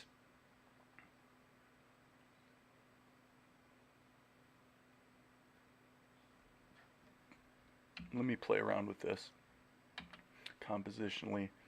Okay, obviously we can't do that because it's got to be his right hand. So, I mean, it's in his left hand. But he would wheel around this way. This is wrong. Whoops, we got to get rid of the selection. This is wrong. Like I said, this shot, darn it, come on. This shot's going to require some work to make work.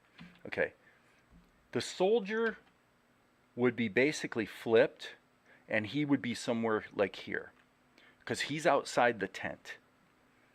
Okay? Golek would be wheeling around from inside the tent. So when he wheels around, the flap would close. Vespar would be here. So actually Vespar would be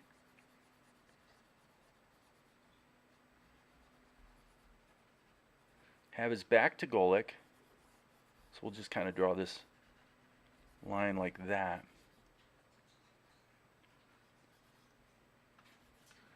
And then this would be the edge of the tent back here, and then there's actually another tent here. So now we're actually getting into a little bit of composition here that makes it all look pretty cool.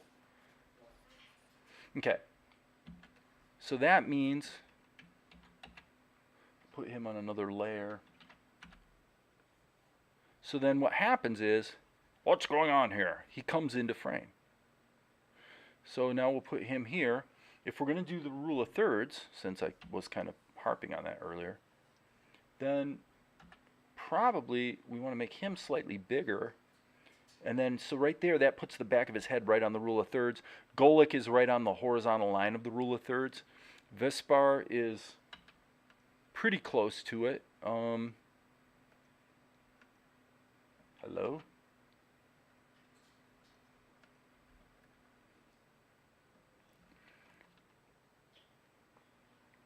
And I'm feeling like, I don't love the pose, but I'm going to go with that. I'm going to go with bringing him in on a profile, in which case Carliana would show up a moment later behind him.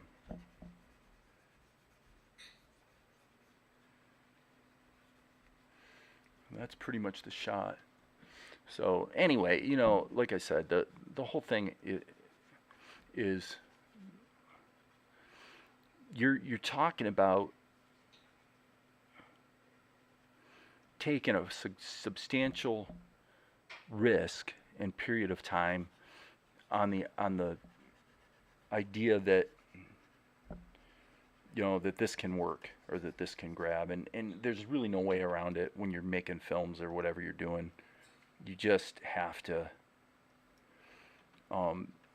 you know, a lot of people, this is why I really encourage people to make their first film or whatever they're going to do as cheaply as possible, because these BSers I was telling you about, who come in and talk about all their, you know, their development deals that are always in progress, never result in any money exchanging hands, that's for sure.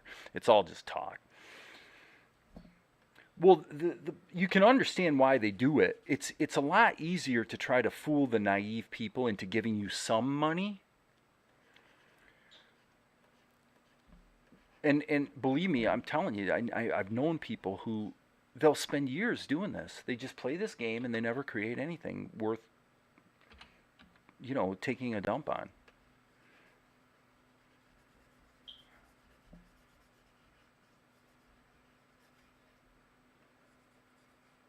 So what if, should Vespar's arms be crossed? Well, theoretically, okay, so this is one of those decisions. Theoretically, his arms wouldn't be crossed when he walks up, obviously. So would he, do we want to incur the expense of doing a little additional animation so that once he walks up, he can cross his arms? And the answer is maybe. Probably in this case. It would probably be good if he came into frame, he walks in and then crosses his arms and asks the question, oh, what the heck's going on here? What's the delay?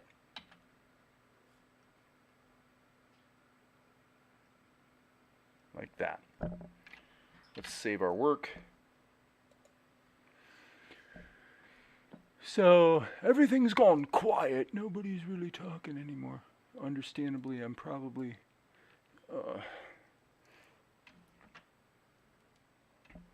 the thing I find the most interesting about this animation space, particularly on YouTube, is how, you know, it could be that I'm just like, I totally suck as a creator of YouTube content, and I think that's pretty much true, actually.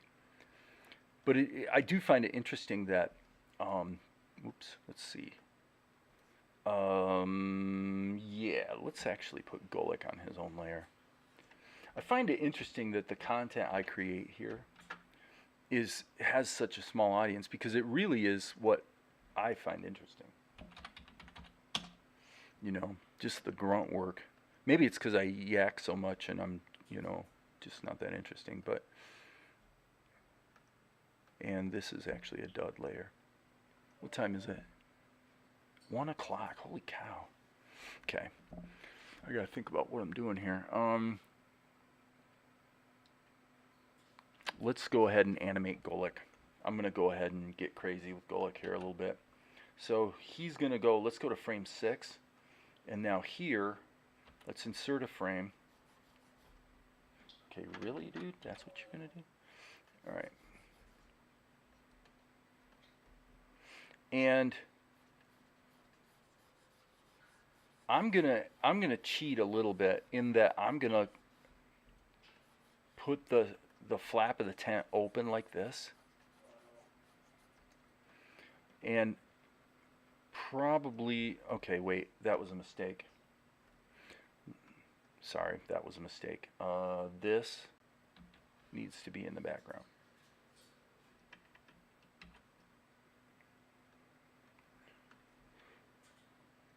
Okay, Control Shift V. What? Come on. Okay, I'm just going to go Control V because it doesn't want to. Okay, and then Control E to bake that down. Okay, so the reason I did that is so that the soldier's hand could be basically holding the flap of the tent open. Okay, and now we can get down to Golik. So Golik would be, okay, why is this? Okay, Golik should not be in this frame. Let me turn this off. He is here, so this can be deleted. Sorry about that confusion. Okay. So here, we want to keep this really, really simple.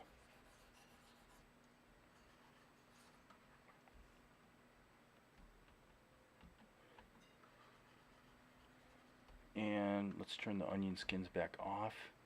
So there's the top of his helmet, or headdress, I guess you'd call it. There's his collar thing. Alright, this should be, he's kind of short actually, so let's make sure we're not making him too tall.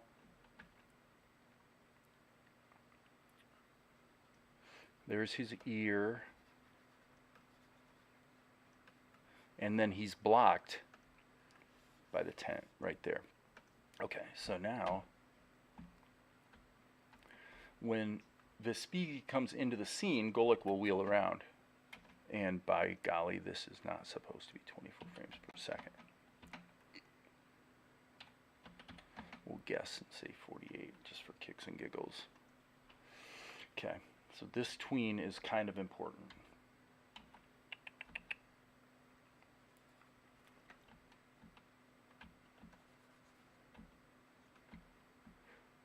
Shoulder, shoulder, shoulder. Okay, on an arc.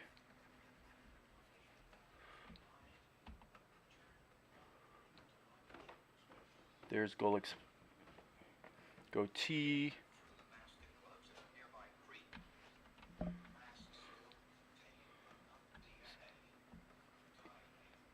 See, I mean, for me, this is what it's about.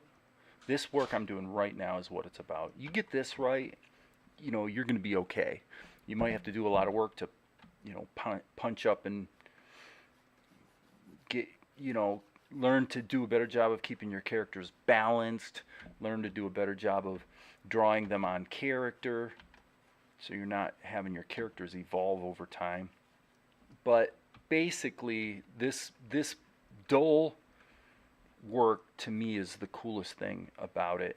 It's really the fun part, and it's what makes it, at least potentially, into, you know, a cool show.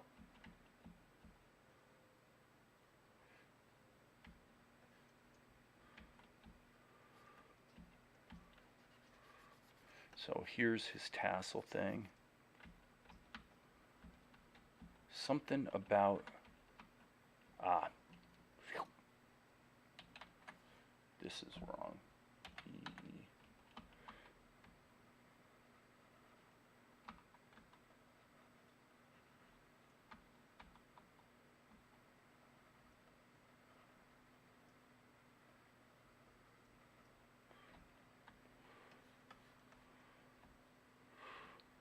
Okay, that should be his ear.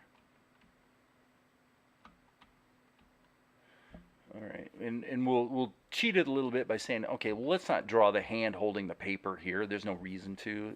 As long as we feel it coming out, boom. And then he's going to turn in a moment here to Vespigi. So I'm gonna make a duplicate, and what's going to happen is his hand is going to come down a little bit. He'll drop the sheet a bit, and then turn. And maybe we might even be able to play this with a flip. So let's try it. Let's flip this and then angle it like that. And that's probably pretty close to what the action in this shot needs to be. Other than Vespigi. Yes, yep, that looks about right. Okay, I'm going to let that loop for a minute, take a short break, and then I think I'm just going to keep rocking when I get back. So for those who have been utterly and completely bored by everything I've been saying and doing, I apologize. I'm just trying to get the work done and hopefully help out a bit along the way. So here we are. Microphone's going off. And I'll be back in a few.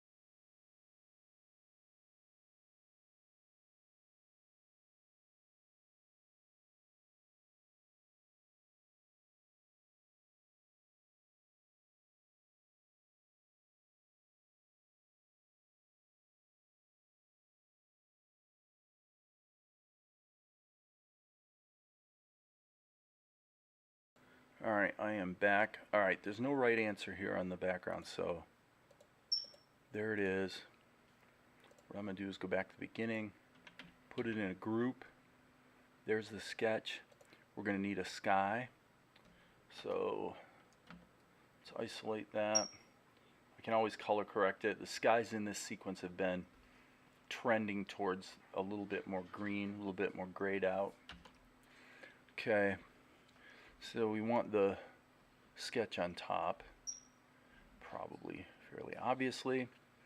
And then let's just block in the basics here with the freehand path tool. So I need to look on the, well, good, thank you, Max. I'm doing my best, buddy. I'm doing my best. I don't know how much it helps, but you know, here I am doing what I do. All right, so here, this is I'm looking at this. Fact of the matter is, I could probably, oops, I just grabbed the wrong screen. That background right there, I probably could steal that and use it here. So that is, in fact, I'd be probably stupid not to. So, because then all I have to do is amend it to, well, and this is what I'm talking about. You know, it's like, there's not that much to be accomplished by redrawing all this when I have a shot where it's almost perfect. So this is shot number 608. So we might as well just do the smart thing. So let's go here and look at dash 608. Because as I said, okay, that looks like it was a Tahoma shot. So that's unfortunate. But there might be a way to get around it. Here's what we'll do. First thing let's do is actually look in our, if it was done in Tahoma and it's a regular painting, then that means there's probably a background image sitting in our extras folder. Okay, so let's just scan down here and look for it. Just looking visually. And if I find it, I find it. If I don't, I don't. There's one version of the tent. There it is. That's what I want right there. So this, I can just drag it into Krita. Boom, done. Look at that. Oh my gosh. Well, look at the reason that worked actually is, I mean, I think I should probably scale it up a little bit. Something like that. Well, according to my sketch, the center line is really there. So actually, there's my shot. Okay, now do we want to do that or do we want to pull back a little bit? I say I want to pull back a little bit. Yes. Okay, so I'm going to make an adjustment. We'll go ahead and let a little bit of the ground fall in right there, but that actually works quite nicely. So I might as well save my work. Okay, so now all I have to do is animate the flap of the tent closing. Okay, with the caveat that this bit right here needs to be really shifted over here. Okay, and then just to make it easier to see what's going on, I'm going to cut that out because that's blocked by Vespar. Okay, and so now all we have to do is paint over it and animate the interior. Simple, right? Okay, so the sky turns out to have been useless. That background turns out to have been useless. This is what is actually useful. All right, is this anything? Yeah, that's the sketch. So let's do this. And I'm going to say, let's do it this way. Let's sample this color right here. And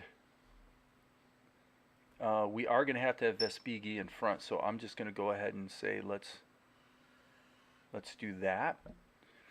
Okay, and now let's grab probably this color because we want it to be in shadow. And for the purposes of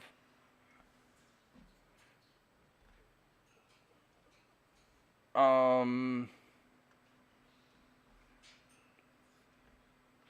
I'm just going to put a little more wrinkle action there. And then here, probably, let's go ahead and punch up the shadow action here. Well, I don't know. I don't like that. Never mind. Let's not do that. We'll leave that as it is. Here, we're also going to have a zone that's ostensibly, you know, you could kind of argue it's sort of being held open by Vespar, but yet we don't see that, and I'm just going to go with it. We're in behind mode, so I need to go like that. Okay. I'm going to go like that, and then do we have our, well, I've got my oil paintbrush, so what I'm going to do is I'm just going to smooth that out a bit, like that. Okay, cool. So now we've got this to this, right? When he comes out of the tent, you know what, to tell you the truth, do we need for this shot, do we need the tent flap to close? I don't think we do. By the way, I guess I turned off my webcam, didn't I? And I know you guys love to see me. So yeah, we don't need to have this close. We just need Golic to turn around, right? Cool beans. So now is there anything we can do to punch this up even a little bit more? I can see one thing, which would be to sample this color. And then let's just give the edge here a little bit of a lip. You know? And here we'll sample that color and then make it slightly lighter. Just to kind of catch that lip. Let the light catch the lip. Okay, so if we solo that. Actually solo the group. Not too bad. Let's turn the... That looks really good. That looks really good, friends. Oops, I don't want to solo that. So I'm just going to punch that up a little bit. We're going to have the soldier's hand right there. But we'll put that in the soldier layer. There's the background. Okay, so what we want to do actually is, how are you doing a pencil test with a background? Well, Amar, the pencil test is done. Okay, I've done the pencil test. So this is actually a great illustration of kind of the way I work. The pencil test is done, and once that's done, the next step for me is saying, okay, what things, I'm asking myself, what things never change, okay? And so in the case of the background sketch, it's stuff that, like, we don't need this anymore, so I'm basically starting to chop things out or cut them into different layers. A good example of that would be this. I'm going to take Vespar and go Control X, Control V, just so he's in a different layer because he's always standing there in the shot, so he's on top. Okay, so now the background has become this, and I'm just doing the background because it's got to get done at some point, right?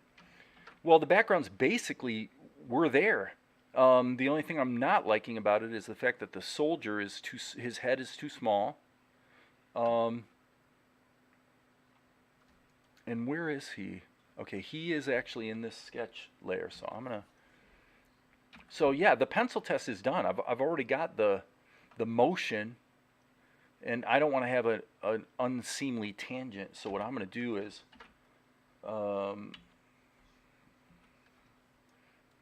just put an. Sorry, I need to switch back to my pencil. Okay, so I'm just gonna put an indication of his hand here.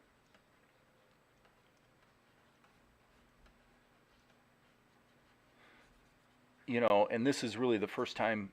Actually, let me rethink that. As a matter of fact, I'm going to use his other hand.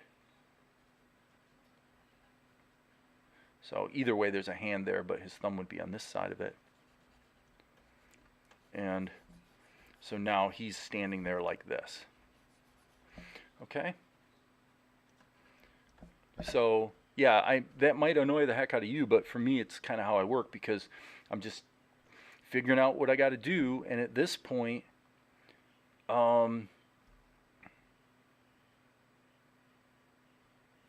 this should be cranked back a little more, probably, so that he's, yeah, more like that. Okay, so if I solo this layer, then at this point, really the soldier becomes part of the background painting, and he's just on his own layer, but it's in the background group. So for our purposes, we can turn everybody else off, including Vespigi. This is the Vespigi, or I'm sorry, the Vespar sketch. Okay, so now what are we going to do with the soldier? I will say, let's put a layer underneath and then turn this one down. And then at this point, it would probably be easier.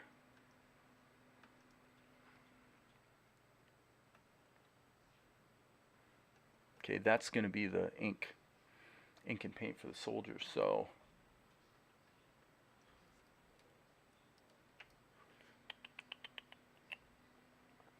whoops.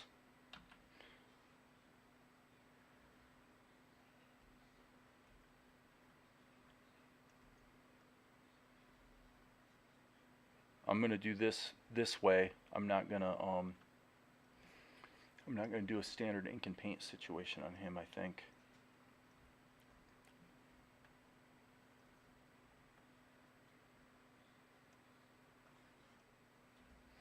So that's in behind mode.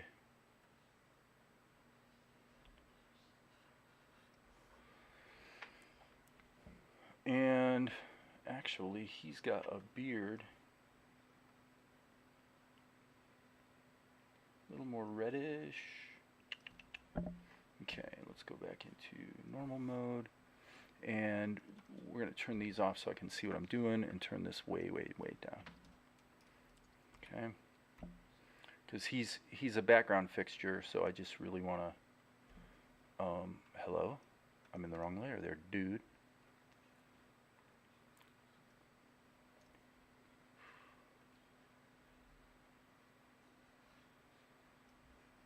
So because he is a background fixture,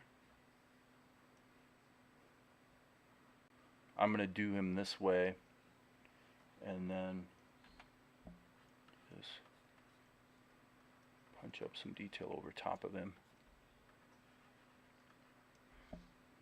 This is the soldier who got, actually let's go just a little bit lighter on those lines, who got chewed out by Golek a moment ago. And then we'll go in with some shadow color, but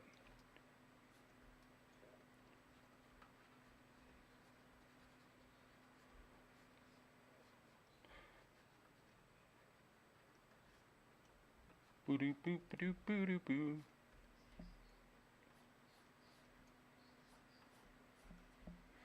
I am probably the only artist that don't consciously pay attention to tangents. Well, you know, sometimes they matter, sometimes they don't, right? When I have a glaring tangent, I tend to be like, okay, wait a second, you know, that's a little more of a coincidence than I'm ready to choke down, right? But yeah, so I'm deliberately making the soldier somewhere between painterly background and a proper inked and painted character. Just because that's how I want to play him in this particular shot. So if we turn this off, this is what we get, and at actual size, this is what we see. Looks pretty good. Now the way I can punch him up is to go with just alpha lock it, and this is going to be so stupidly easy. Oops, sorry. Yeah, we'll go with 11%. And then I can just do multiple iterations of this to just dial that in.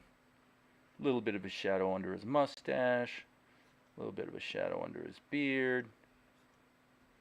And so he becomes kind of halfway between a painting and a drawing. Right? For no other reason than I feel like doing it that way. Okay, let's pop that back up. Yeah, he's sitting nicely in the mix, and then we could use curves maybe to adjust him a little bit. But okay, so he's got this slightly reddish,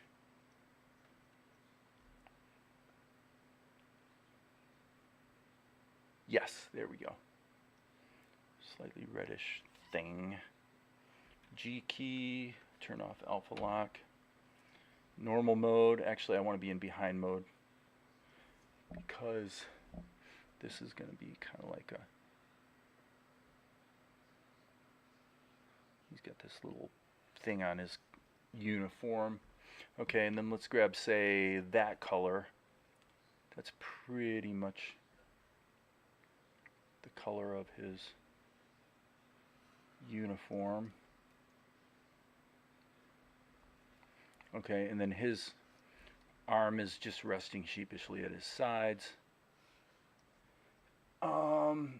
Do we ever see, I'm gonna look here on the show and see if we ever see the lower part of his costuming, because I don't actually know what he's supposed to be wearing from the waist down.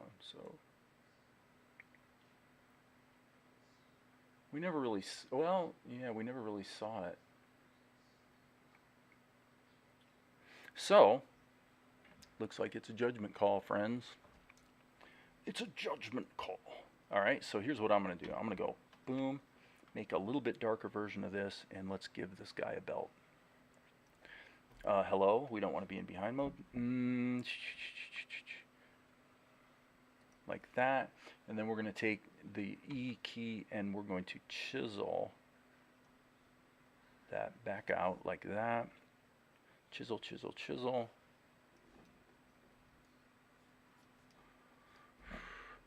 And here we would actually have his hand starting to happen there. But as I say, his hand's kind of resting sheepishly by his side. This is slightly... Okay, we didn't want to do that. Let's just do that selection right there. It's just slightly too saturated, so it's not sitting in the mix that well.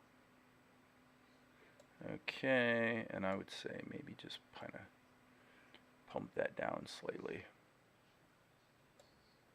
Okay.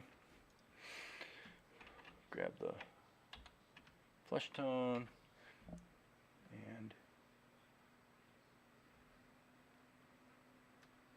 hello. Wait, we're in normal mode. What am I missing here? There must be a selection. Control Shift A. Yep.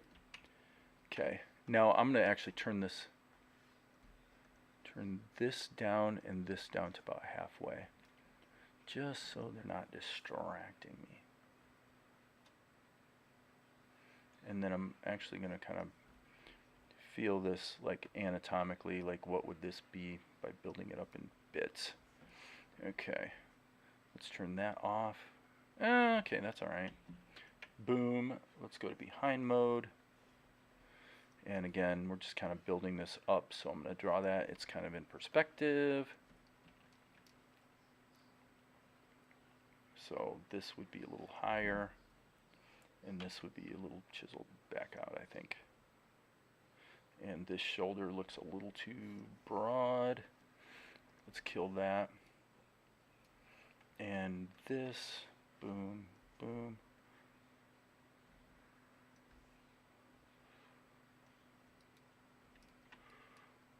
Okay, let's go to here, B key. We'll just kind of go in here and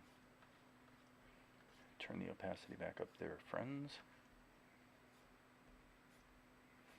It is a cartoon. Let's keep the drawings on the simple side. Okay.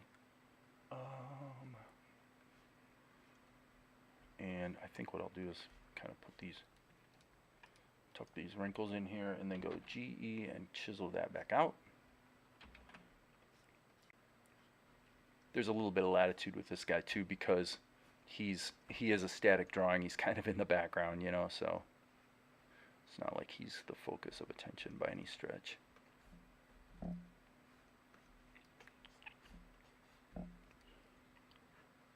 By any stretch of their imagination. Okay, we do have to put his other hand in there.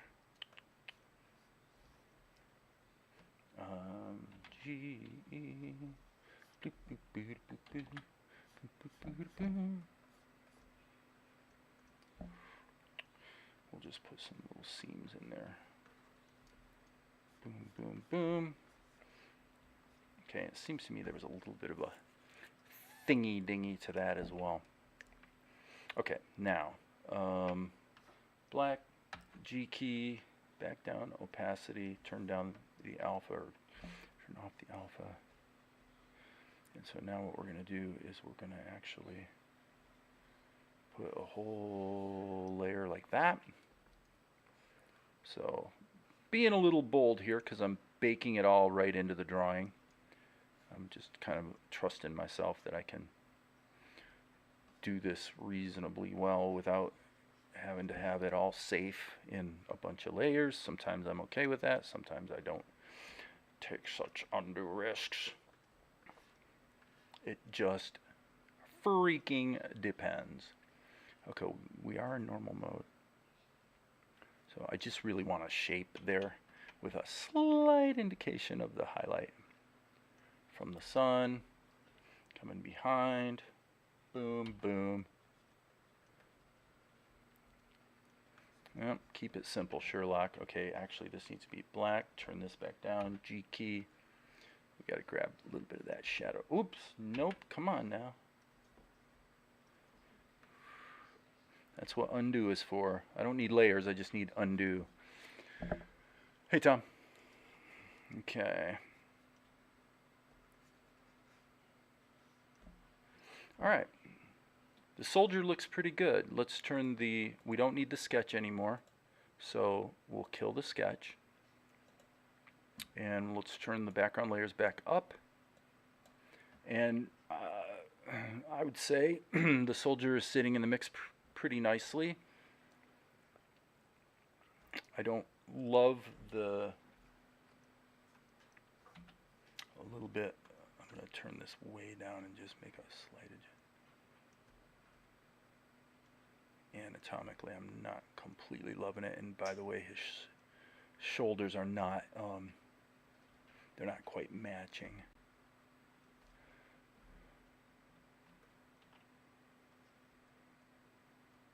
Now this is what liquefy is for, right? And he's looking a little too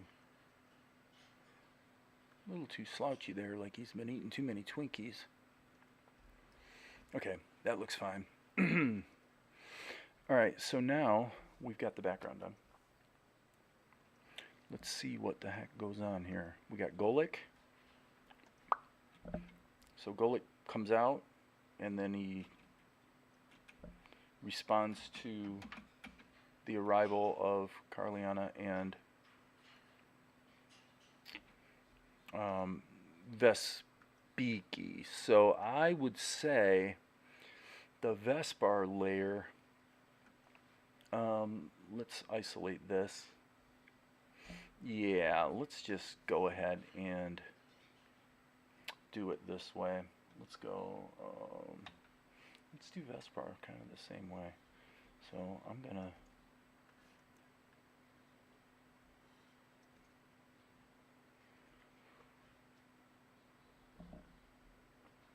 because Vespar is likewise just kind of in the foreground. And so, nope. Boom, boom.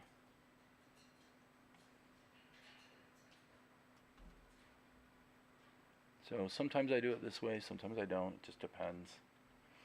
And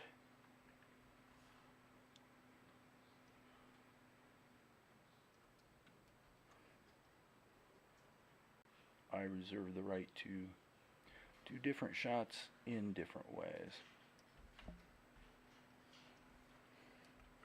So yeah, just roughing it in. Roughing it in, baby. Okay.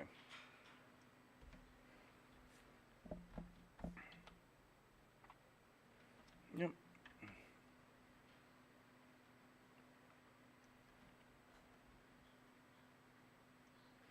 Okay, filter Alt. What was it? Alt M? Yes, I love that.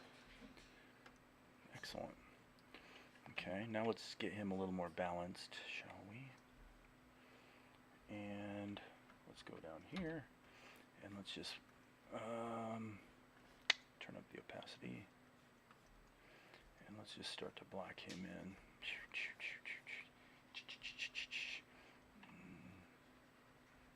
Allow this to be a little bit on the sketchy side. So I'm just, in this case, I'm just letting the shapes guide me, you know. Normally I would start with a drawing, not a shape, but what the heck. Okay, when we saw this before, this basically just flows into the fabric, if you will. So, and it's really going to wind up being the shadows that punch it up and make it work.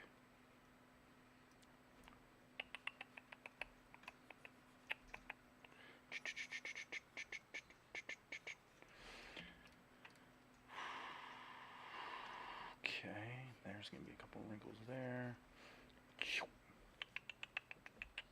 Alright, black, G key, let's turn this way down, 12%, alpha lock it, step 1, let's get probably, we probably actually want to just get the whole kit and caboodle here first of all. Now, what I can do here to fix that is, well, okay, really? The G key is at 12, the fill tool is at 12 again. Boom. Okay, well that's not good. But that's alright. We'll just say, okay, that was a glitch, we'll fix it. Okay, G key, we're still black.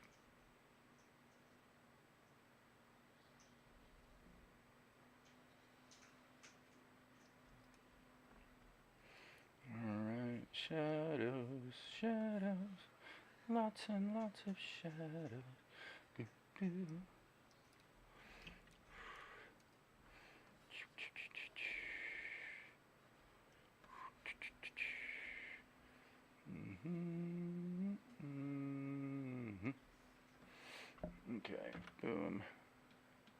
Alright, and actually, I am going to take Vespar, and I am actually going to blur him. 1 pixel, 2 pixels, 3 pixels, 4 pixels, 5.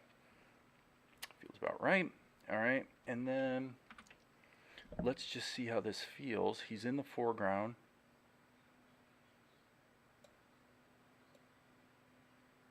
Okay, that's obviously going to really punch up the saturation. So what I'm going to do is tamp that down. And I'm not going to commit to that. I'm going to make it a filter mask so there you go. That's the difference. All right, but that, yeah, he sits in the mix pretty good. So there's Vespar. And obviously this all happened on the wrong frame, so okay, so now Golek turns around, and it is pretty obvious to me that this reaction's happening too soon.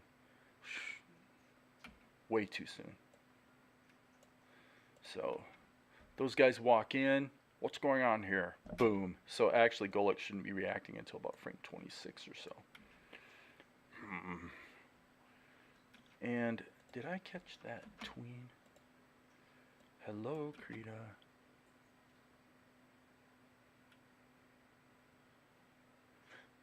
Yeah, so the way this is going to work is most of the drama is going to be taking place just outside the tent instead of inside the tent.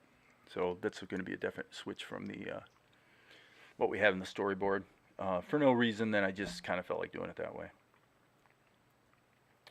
So, Vespigi. Okay, this could be improved.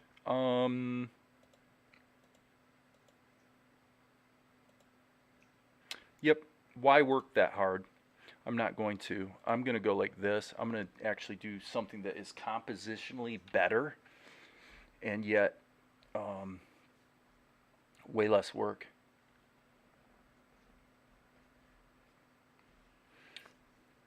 Hello? That's what we're going to do. Look at that. Now you watch this. This is going to work. Let's go Control Insert. We'll put in a keyframe. Delete this one.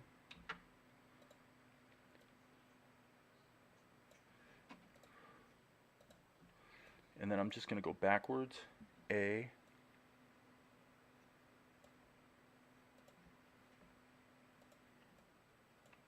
I could have done it forwards and then mirrored the frames, but yeah. Okay, so I'm going to go A, liquefy. Let's make this a little bigger. Next frame.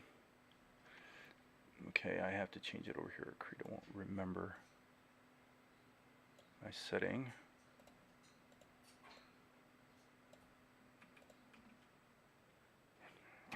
Okay, when he says on,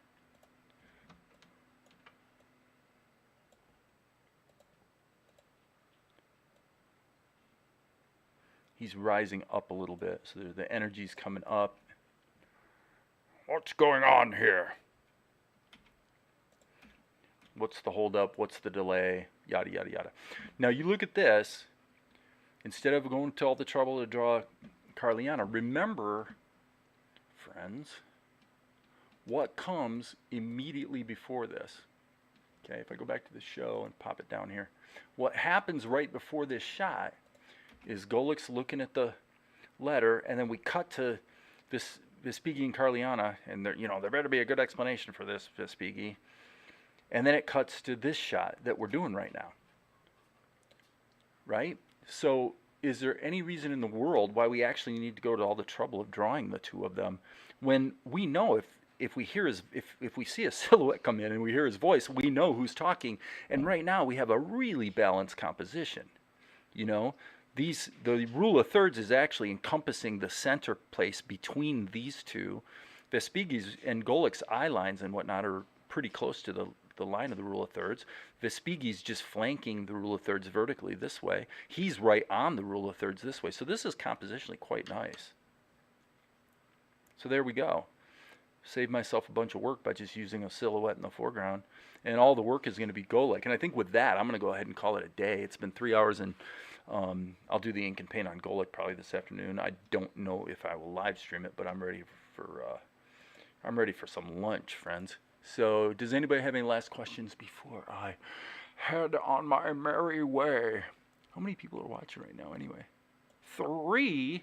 A mere 3? That's all I get? Holy cow, people.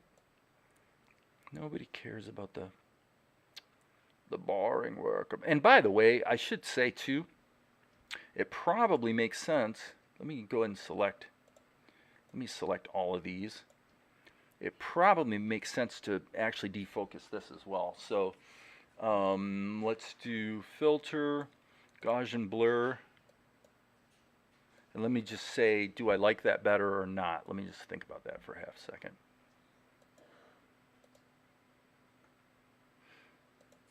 I could actually take it or leave it. So therefore, I'm going to tamp it down a little bit and say, let's just soften it just slightly more than we did Vespar. Because that, I mean, ostensibly that puts them even further in the foreground, right, than Vespar. And then I'm going to click multi-frame, so it's going to actually bake the Gaussian blur into every one of those frames. He turns around, they step in. What is the meaning of this? And then Golik turns and looks. And again, Golik needs another tween, and plus his head is looking in the wrong direction. Right now he's looking off this way, and he really needs to be looking out this way. So that might be pretty easy to fix.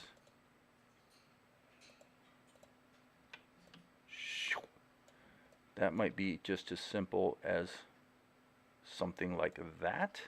Yes, absolutely. So this can go here, and then this can maybe be a slight mod of this, just a little bit of body movement. But his hand, the hand thing. So let's just block that in so it just kind of see if it's going to feel good. So this needs to be just a very, very slight movement.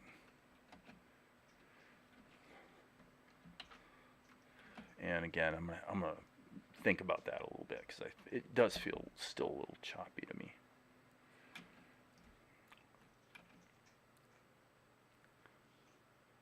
Not bad, not bad. So anyway, that's it. All set. Thank you, Dave. All right, sounds good. All right, you guys know there will be more later.